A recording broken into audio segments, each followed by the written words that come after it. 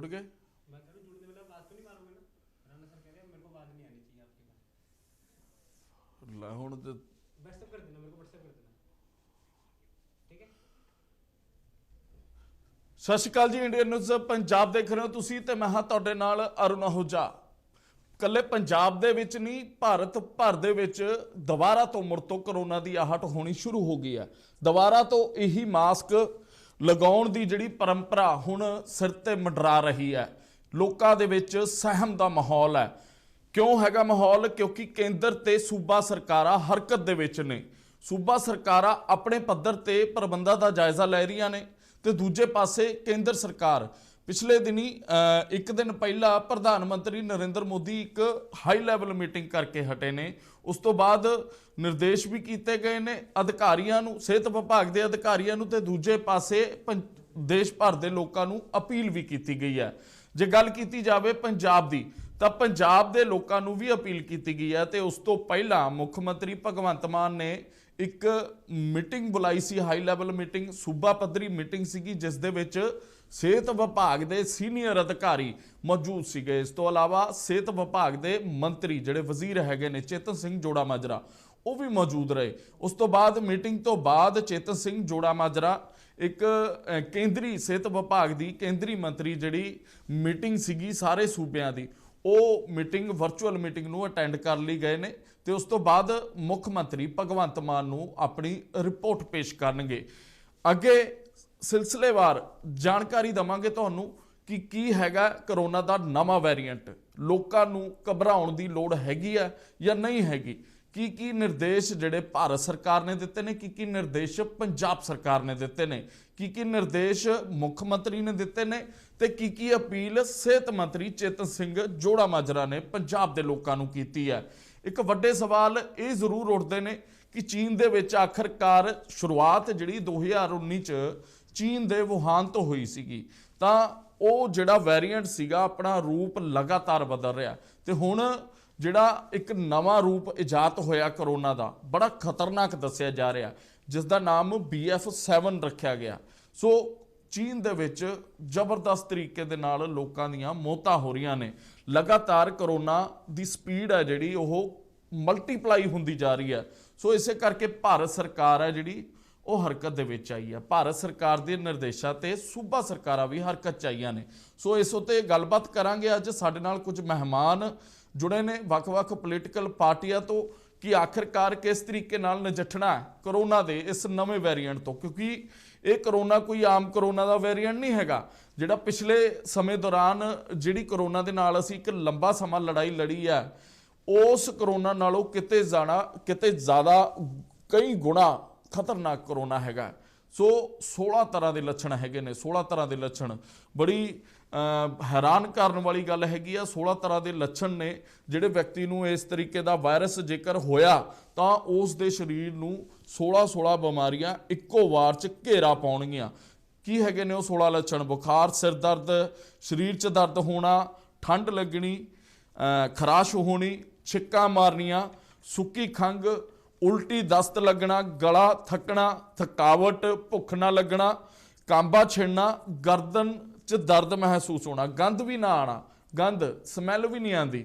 ਸੋ ਬੜੇ ਖਤਰਨਾਕ ਲੱਛਣ ਹੈਗੇ ਨੇ। ਸੋ ਇਸੇ ਕਰਕੇ ਪੰਜਾਬ ਸਰਕਾਰ ਵੀ ਹਰਕਤ ਦੇ ਵਿੱਚ ਆਈ ਹੈ ਤੇ ਅੱਜ ਮੁੱਖ ਮੰਤਰੀ ਭਗਵੰਤ ਮਾਨ ਨੇ ਸਿਹਤ ਵਿਭਾਗ ਦੇ ਅਧਿਕਾਰੀਆਂ ਨੂੰ ਕੁਝ ਨਿਰਦੇਸ਼ ਵੀ ਦਿੱਤੇ ਨੇ। ਉਹ ਦੱਸਾਂਗੇ ਤੁਹਾਨੂੰ ਕਿਹੜੇ ਨਿਰਦੇਸ਼ ਨੇ, ਕਿਹੜੇ ਪ੍ਰੀਕਾਸ਼ਨਸ ਹੁਣ ਪੰਜਾਬ ਦੇ ਲੋਕਾਂ ਨੂੰ ਰੱਖਣੇ ਪੈਣਗੇ, ਕਿੱਥੇ ਮਾਸਕ ਪਾਉਣਾ ਪਏਗਾ ਤੇ ਜਿਹੜੀ ਡੋਜ਼ਿਸ ਹੈਗੀਆਂ ਨੇ, ਹੁਣ ਤੱਕ ਬੜੇ ਅਜੀਬੋ-ਗਰੀਬ ਧਾਰਨਾ ਜਿਹੜੀ ਲੋਕਾਂ ਦੇ ਮਨਾਂ ਦੇ ਵਿੱਚ ਚੱਲ ਰਹੀ ਸੀਗੀ ਕਿ ਜਿਹੜੀ ਡੋਜ਼ ਹੈਗੀ ਆ ਉਹਦੇ ਨਾਲ ਕਿਤੇ ਲੋਕਾਂ ਦਾ ਨੁਕਸਾਨ ਤਾਂ ਨਹੀਂ ਹੋ ਰਿਹਾ, ਕਿਉਂਕਿ ਬੜੇ ਅਜੀਬੋ-ਗਰੀਬ ਜਿਹੜੀਆਂ ਅਫਵਾਹਾਂ ਵੀ ਫੈਲ ਰਹੀਆਂ ਸੀ ਕਿ ਡੋਜ਼ਾਂ ਦੇ ਨਾਲ ਜਿਹੜੀ ਕਰੋਨਾ ਦੀ ਡੋਜ਼ਿਸ ਹੈਗੀਆਂ ਨੇ ਇਹਦੇ ਨਾਲ ਦਿਲ ਦੇ ਦੌਰੇ ਜਾਂ ਫਿਰ ਹੋਰ ਕਈ ਤਰ੍ਹਾਂ ਦੀਆਂ ਬਿਮਾਰੀਆਂ ਦੇ ਨਾਲ ਲੋਕ ਗ੍ਰਸਤ ਹੋ ਰਹੇ ਨੇ। ਉਹ ਸਾਰੀਆਂ ਪਰਤਾਂ ਦੇ ਉੱਪਰੋਂ ਅਸੀਂ ਅੱਜ ਪਰਦਾ ਚੱਕਣ ਜਾ ਰਹੇ ਹਾਂ। ਸੋ ਅੱਜ ਸਾਡੇ ਇਸ ਡਿਬੇਟ ਪੈਨਲ ਦੇ ਵਿੱਚ ਕੁਝ ਮਹਿਮਾਨ ਜੁੜ ਰਹੇ ਨੇ। ਸੋ KP ਸ਼ਰਮਾ ਜਿਹੜੇ ਸ਼੍ਰੋਮਣੀ ਅਕਾਲੀ ਦਲ ਤੋਂ ਅੱਜ ਬੁਲਾਰੇ ਰਹਿਣਗੇ ਤਾਂ ਉਹਨਾਂ ਦੇ ਨਾਲ ਵੀ ਗੱਲਬਾਤ ਕਰਾਂਗੇ। ਸਵਾਗਤ ਹੈ KP ਸ਼ਰਮਾ ਜੀ।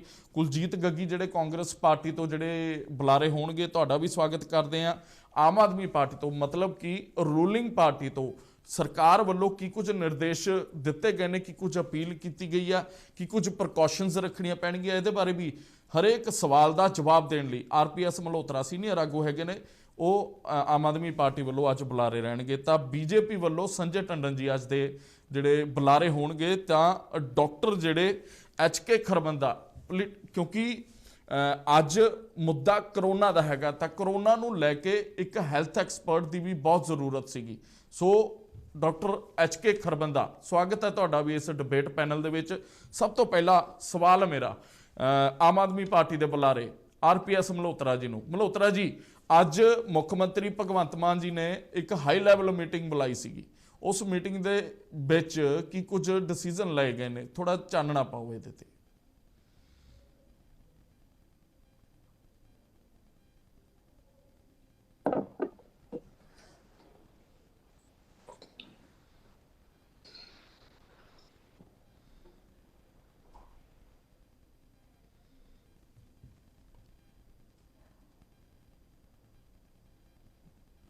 ਮਲਹੋਤਰਾ ਜੀ, ਮੇਰੀ ਆਵਾਜ਼ ਆ ਰਹੀ ਹੈ ਤੁਹਾਨੂੰ?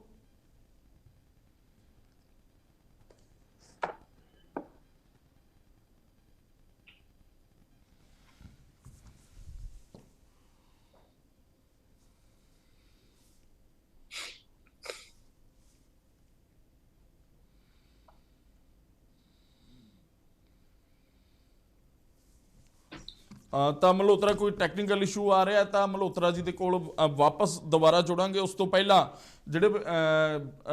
ਜਿਹੜੇ ਸਿਹਤ ਦੇ ਜਿਹੜੇ ਮਾਹਰ ਹੈਗੇ ਨੇ ਡਾਕਟਰ ਐਚ.ਕੇ. ਖਰਬੰਦਾ, ਉਹਨਾਂ ਦੇ ਨਾਲ ਗੱਲਬਾਤ ਕਰਦੇ ਹਾਂ। ਖਰਬੰਦਾ ਜੀ, ਕੀ ਕਹੋਗੇ? ਸੂਬਾ ਸਰਕਾਰਾਂ ਤੇ ਕੇਂਦਰ ਸਰਕਾਰ ਅਲਰਟ ਮੋਡ ਤੇ ਹੈਗੀਆਂ ਨੇ। ਸੋ ਭਾਰਤ ਦੇ ਲੋਕਾਂ ਨੂੰ ਅਪੀਲ ਕੀਤੀ ਜਾ ਰਹੀ ਹੈ। ਬਹੁਤ ਸਾਰੇ ਲੋਕਾਂ ਦੇ ਮਨਾਂ ਦੇ ਵਿੱਚ ਸ਼ੰਕੇ ਹੈਗੇ ਨੇ ਕਿ ਉੱਦਾਂ ਹੀ ਮਾਸਕ ਲਗਾਉਣਾ ਪਏਗਾ, ਉਸੇ ਤਰੀਕੇ ਨਾਲ ਲੋਕਡਾਊਨ ਤਾਂ ਨਹੀਂ ਲੱਗ ਜਾਏਗਾ।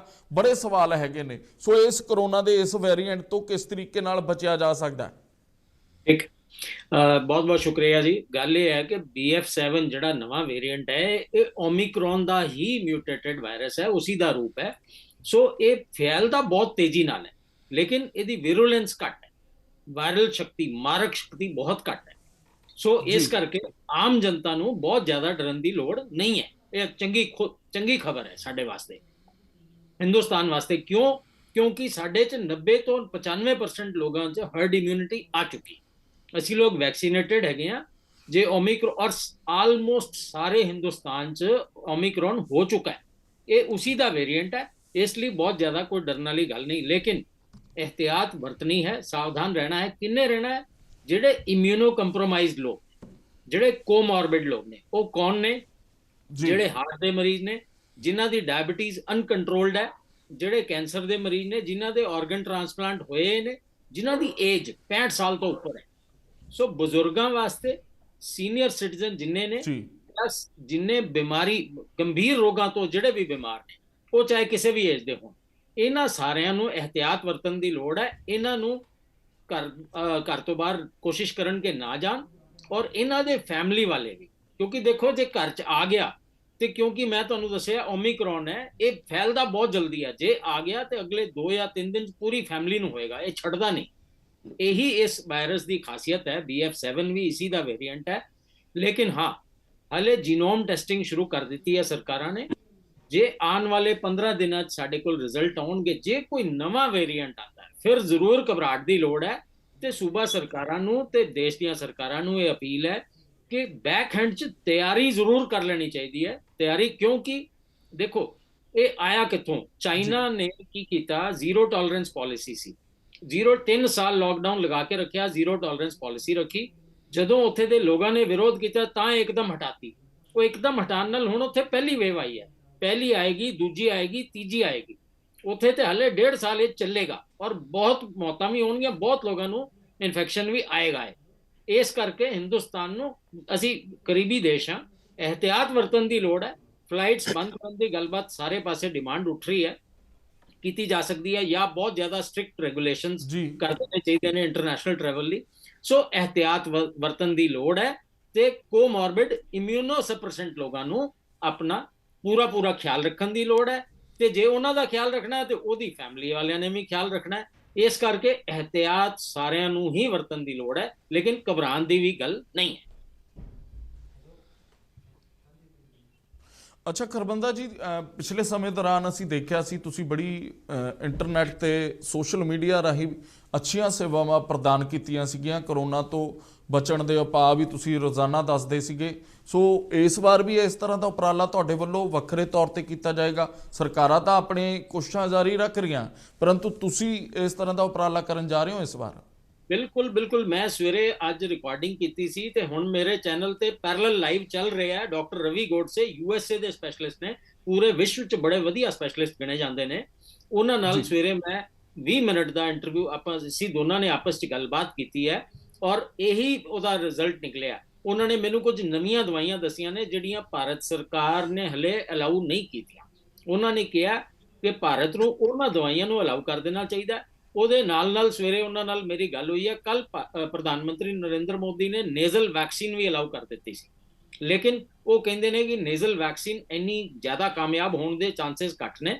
ਜਿਹੜੀਆਂ ਸਾਡੀਆਂ ਐਗਜ਼ਿਸਟਿੰਗ ਵੈਕਸੀਨ ਹੈ ਉਹ ਜ਼ਰੂਰ ਲਗਵਾਣੀ। ਬੂਸਟਰ ਡੋਜ਼ ਉਹਨਾਂ ਨੇ ਮੈਨੂੰ ਇਹੀ ਸਲਾਹ ਦਿੱਤੀ ਸੀ ਕਿ ਲਗਵਾ ਲਈ ਜਾਏ। ਸੋ ਇਹ ਮੈਂ ਤੁਹਾਨੂੰ ਇੰਟਰਨੈਸ਼ਨਲ ਲੈਵਲ ਦੀ ਜਾਣਕਾਰੀ ਦੇ ਰਿਹਾ ਔਰ ਇਹ ਮੇਰੀ ਜਾਣਕਾਰੀ ਰੋਜ਼ਾਨਾ ਸਾਰੇ ਮੇਰੇ ਆਪਣੇ ਸੋਸ਼ਲ ਮੀਡੀਆ ਹੈਂਡਲਸ ਤੇ ਸਾਰੇ सूबे वास्ते और सारे देश ਲਈ और विदेश ਲਈ ਇਹ ਬਿਲਕੁਲ ਲਗਾਤਾਰ ਜਾਰੀ ਰਹੇਗੀ।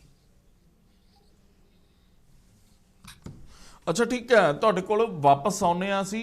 ਖਰਬੰਦਾ ਜੀ, ਬਹੁਤ ਸਾਰੇ ਸਵਾਲ ਹੈਗੇ ਨੇ ਪੰਜਾਬ ਦੇ ਲੋਕਾਂ ਦੇ ਮਨਾਂ ਦੇ ਵਿੱਚ, ਭਾਰਤ ਭਰ ਦੇ ਲੋਕਾਂ ਦੇ ਮਨਾਂ ਦੇ ਵਿੱਚ, ਕਿਉਂਕਿ ਬੱਚੇ ਛੋਟੇ ਹੈਗੇ ਨੇ, ਬਜ਼ੁਰਗ ਹੈਗੇ ਨੇ ਘਰਾਂ ਦੇ ਵਿੱਚ। ਉਹ ਕਿਸ ਤਰੀਕੇ ਦੀ ਪ੍ਰੀਕਾਸ਼ਨਸ ਰੱਖਣ ਕਿ ਜੇਕਰ ਕਰੋਨਾ ਬੱਚੇ ਨੂੰ ਹੋ ਜਾਂਦਾ ਤਾਂ ਉਹ ਬੱਚਾ ਕਿੱਦਾਂ ਬਚੇਗਾ, ਕਿਉਂਕਿ ਬੱਚੇ ਨੂੰ ਤਾਂ ਕੋਈ ਡੋਜ਼ ਨਹੀਂ ਲੱਗੀ। ਇਸ ਤਰ੍ਹਾਂ ਦੇ ਕਈ ਸਵਾਲ ਨੇ। ਅਸੀਂ ਤੁਹਾਡੇ ਨਾਲ ਬਾਅਦ 'ਚ ਰਾਬਤਾ ਕਰਾਂਗੇ, ਤੁਸੀਂ ਸਾਡੇ ਨਾਲ ਬਣੇ ਰਹੋ। KP ਸ਼ਰਮਾ ਨੇ, ਸ਼੍ਰੋਮਣੀ ਅਕਾਲੀ ਦਲ ਤੋਂ ਸੀਨੀਅਰ ਆਗੂ ਹੈਗੇ ਨੇ। KP ਸ਼ਰਮਾ ਜੀ, ਅੱਜ ਇੱਕ ਹਾਈ ਲੈਵਲ ਮੀਟਿੰਗ ਜਿਹੜੀ ਬੁਲਾਈ ਗਈ ਸੀਗੀ ਮੁੱਖ ਮੰਤਰੀ ਭਗਵੰਤ ਮਾਨ ਵੱਲੋਂ, ਸੋ ਉਹਦੇ ਜਿਹੜੇ ਸਿੱਟੇ ਨਿਕਲਦੇ ਨੇ, ਤੁਸੀਂ ਕਿੱਦਾਂ ਦੇਖਦੇ ਹੋ ਉਹਨਾਂ ਨੂੰ? ਅਰੁਣ ਜੀ, ਜਿਸ ਤਰ੍ਹਾਂ ਦਾ ਖਬਰਾਂ ਆਈਆਂ, ਖਬਰਾਂ ਤਾਂ ਵਾਕਈ ਇਹ ਜ਼ਰੂਰ ਹੈ ਵੀ ਸਾਵਧਾਨੀ ਵਰਤਣੀ ਜ਼ਰੂਰੀ ਹੈ, ਪਰੰਤੂ ਪੈਨਿਕ ਤੋਂ ਵੀ ਬਚਣ ਦੀ ਲੋੜ ਹੈ। ਜਿਸ ਤਰ੍ਹਾਂ ਡਾਕਟਰ ਸਾਹਿਬ ਨੇ ਕਿਹਾ, ਮੈਂ ਤਾਂ ਵੀ ਪੈਨਿਕ ਨਹੀਂ ਕ੍ਰੀਏਟ ਹੋਣਾ ਚਾਹੀਦਾ। ਜਿਹੜੇ 2020 ਦੇ ਸਾਡੇ ਤਜਰਬੇ ਕੋਈ ਬਹੁਤੇ ਵਧੀਆ ਸਾਬਤ ਨਹੀਂ ਹੋਏ। ਜਿੱਥੇ ਸਰਕਾਰਾਂ ਦੀ ਡਿਊਟੀ ਬਣਦੀ ਸੀ ਉੱਥੇ ਸਮਾਜ ਸੇਵੀ ਸੰਸਥਾਵਾਂ ਨੇ ਅੱਗੇ ਆ ਕੇ ਕੰਮ ਕੀਤਾ ਕਾਫੀ, ਔਰ ਲੋਕਾਂ ਨੇ ਆਪ ਮੁਹਾਰੇ ਇੱਕ ਦੂਸਰੇ ਦੀ ਮਦਦ ਕੀਤੀ।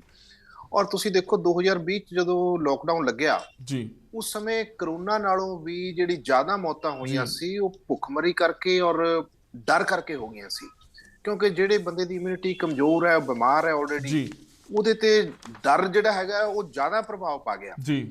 ਅਸਲ ਗੱਲ ਇਹ ਹੈ ਕਿ ਸਰਕਾਰਾਂ ਨੂੰ ਇਹ ਚਾਹੀਦਾ ਹੈ ਕਿ ਇਹਨਾਂ ਵਾਸਤੇ ਬਜਾਏ ਪ੍ਰਚਾਰ ਪ੍ਰਸਾਰ ਨੂੰ ਛੱਡ ਕੇ, ਆਪਣੇ ਪ੍ਰਚਾਰ ਪ੍ਰਸਾਰ ਨੂੰ ਛੱਡ ਕੇ ਆਪਣੇ ਸਿਸਟਮ ਨੂੰ ਮਜ਼ਬੂਤ ਕਰੀਏ। ਆਪਾਂ ਹਸਪੀਟਲਾਂ ਦਾ ਜਿਹੜੇ ਬੈਡਸ ਦੀ ਲੋੜ ਹੈ, ਜਿੱਥੇ ਦਵਾਈਆਂ ਦੀ ਲੋੜ ਹੈ।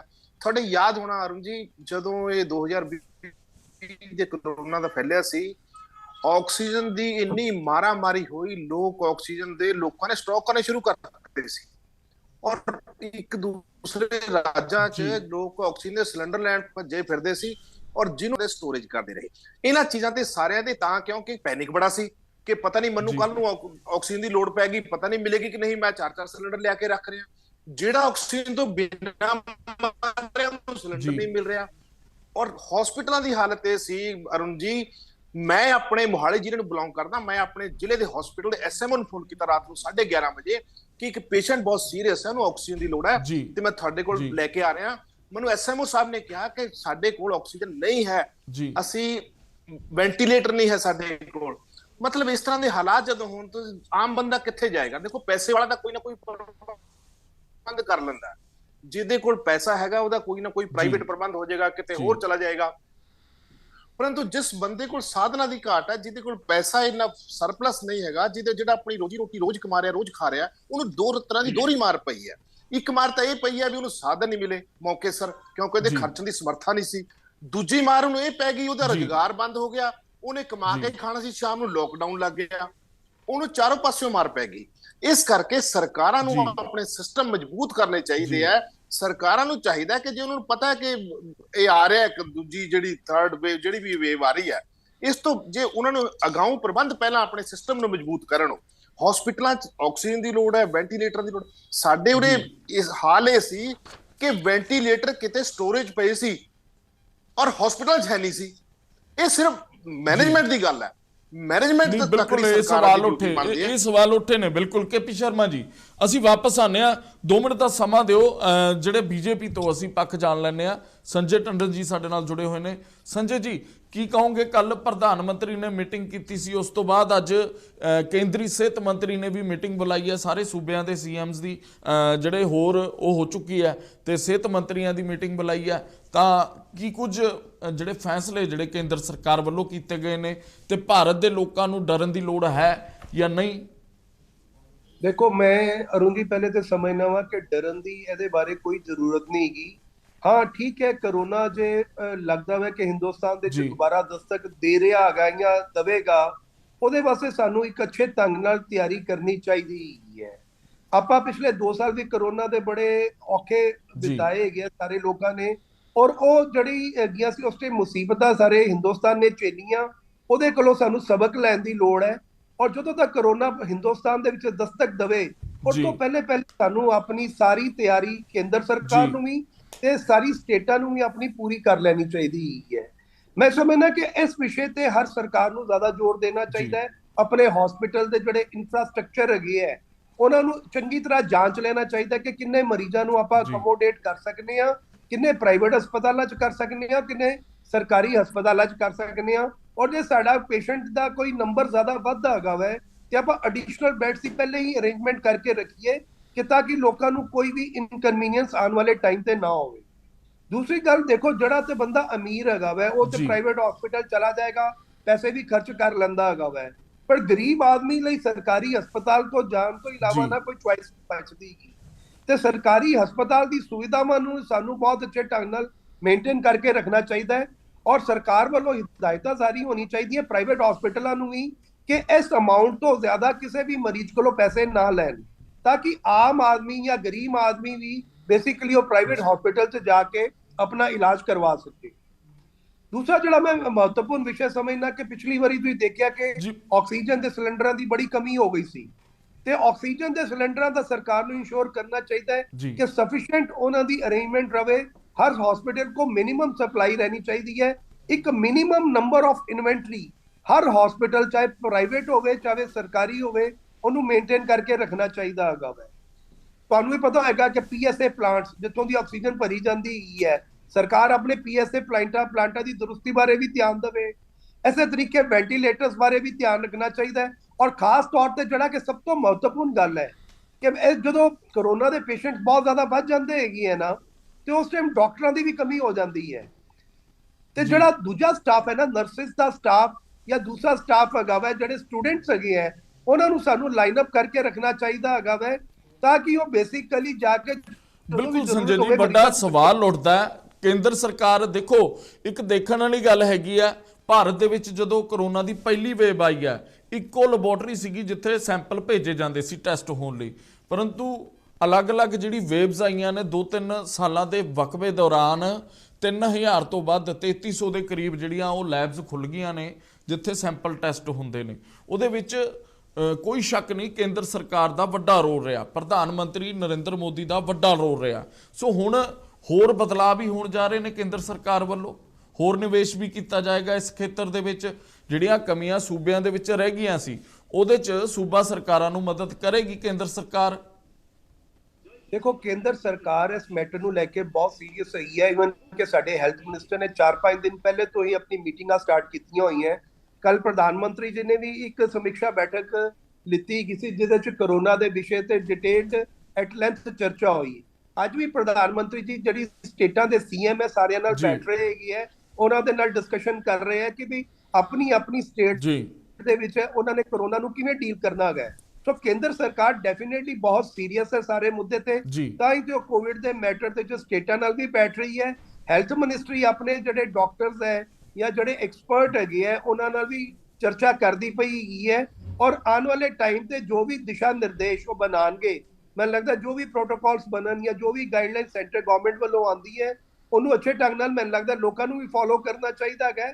ਸੋ ਕੇਂਦਰ ਸਰਕਾਰ ਡੈਫੀਨੇਟਲੀ ਬਹੁਤ ਸੀਰੀਅਸ ਹੈ ਇਸ ਮੁੱਦੇ ਨੂੰ ਲੈ ਕੇ, ਤਾਂ ਹੀ ਤੇ ਇਹ ਸਾਰਾ ਉਪਰਾਲਾ ਅੱਜ ਦੀ ਡੇਟ 'ਚ ਚੱਲਦਾ ਪਿਆ ਹੈਗਾ ਵੈ। ਬਿਲਕੁਲ ਸੰਜੇ ਜੀ, ਵਾਪਸ ਆਉਂਦੇ ਆ ਤੁਹਾਡੇ ਕੋਲ। ਮਲਹੋਤਰਾ ਜੀ, ਆਵਾਜ਼ ਆ ਰਹੀ ਹੈ ਤੁਹਾਡੇ ਤੱਕ? ਆਵਾਜ਼ ਪਹੁੰਚ ਰਹੀ ਹੈ? ਆ ਰਹੀ ਹੈ ਜੀ। ਮਲਹੋਤਰਾ ਜੀ, ਹਾਂਜੀ ਹਾਂਜੀ ਆ ਰਹੀ ਹੈ ਜੀ। ਮਲਹੋਤਰਾ ਜੀ, ਅੱਜ ਇੱਕ ਹਾਈ ਲੈਵਲ ਮੀਟਿੰਗ ਮੁੱਖ ਮੰਤਰੀ ਭਗਵੰਤ ਮਾਨ ਜੀ ਵੱਲੋਂ ਬੁਲਾਈ ਗਈ ਸੀ, ਸਿਹਤ ਜੀ, ਜੀ। ਮੰਤਰੀ ਵੀ ਪਹੁੰਚੇ ਸੀਗੇ, ਜਿਹੜੇ ਜੀ। ਆਲਾ ਅਧਿਕਾਰੀ ਨੇ ਸਿਹਤ ਵਿਭਾਗ ਦੇ ਉਹ ਵੀ ਪਹੁੰਚੇ ਸੀਗੇ। ਤਾਂ ਕੀ ਜੀ। ਕੁਝ ਡਿਸੀਜਨ ਜਿਹੜੇ ਪੰਜਾਬ ਸਰਕਾਰ ਵੱਲੋਂ ਲਏ ਗਏ ਨੇ, ਕਿ ਕੁਝ ਅਪੀਲਾਂ ਪੰਜਾਬ ਦੇ ਲੋਕਾਂ ਨੂੰ ਕੀਤੀਆਂ ਗਈਆਂ ਨੇ? ਦੇਖੋ ਅਰੁਣ ਜੀ, ਇੱਕ ਵਾਰੀ ਫਿਰ ਕਰੋਨਾ ਦੀ ਚੁਣੌਤੀ ਸਾਰੀ ਦੁਨੀਆ ਦੇ ਸਾਹਮਣੇ ਆ ਰਹੀ ਹੈਗੀ ਹੈ। ਫਿਲਹਾਲ ਹਿੰਦੁਸਤਾਨ ਵਿੱਚ ਇੰਨਾ ਅਸਰ ਨਹੀਂ ਹੈ, ਬਿਲਕੁਲ।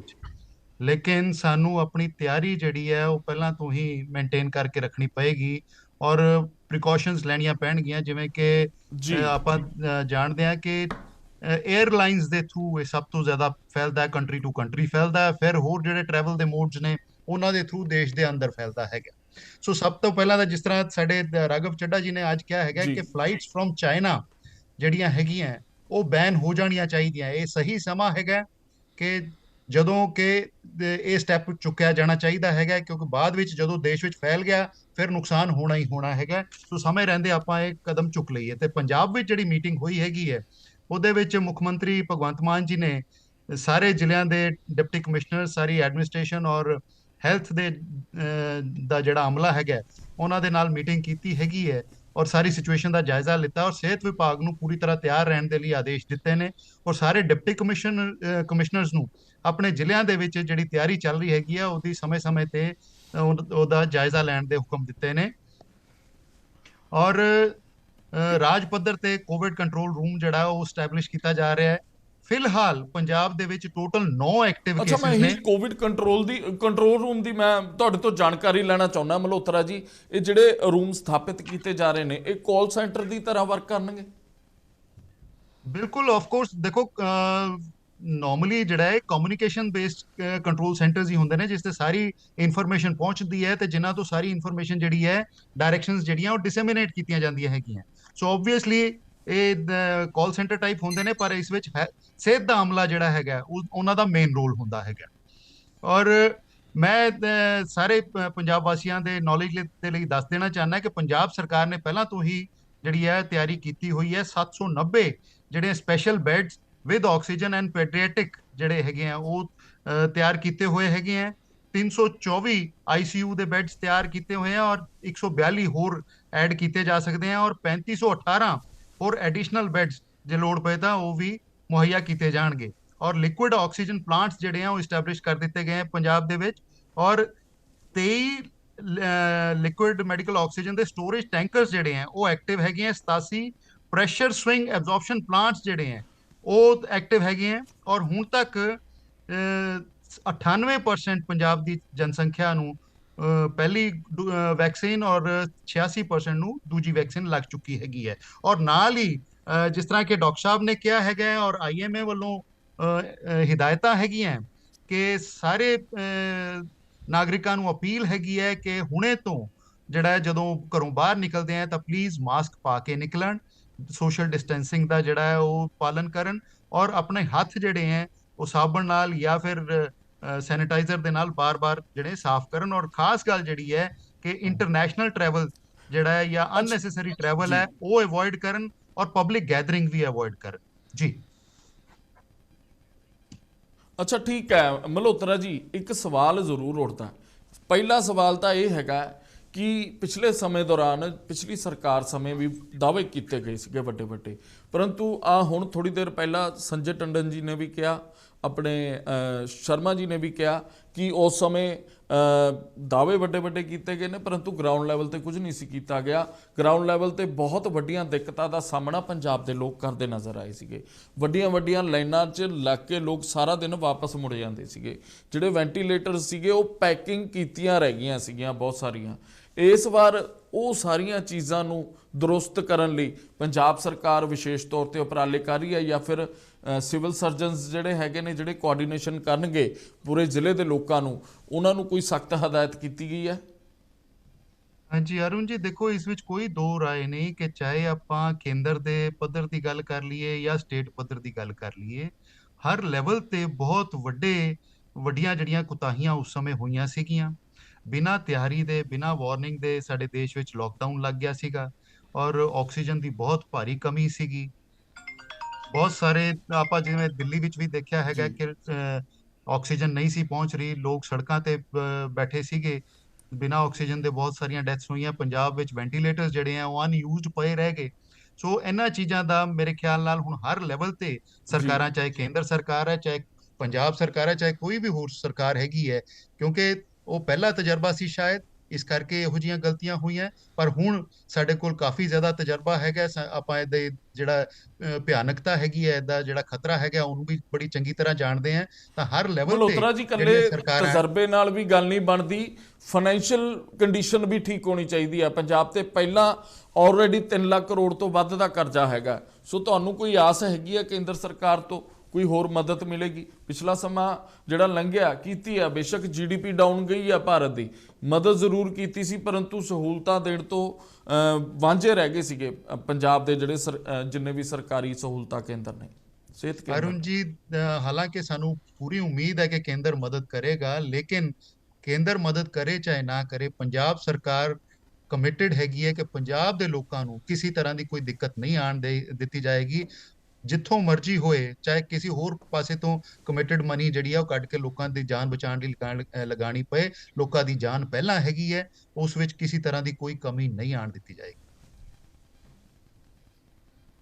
ਜੀ।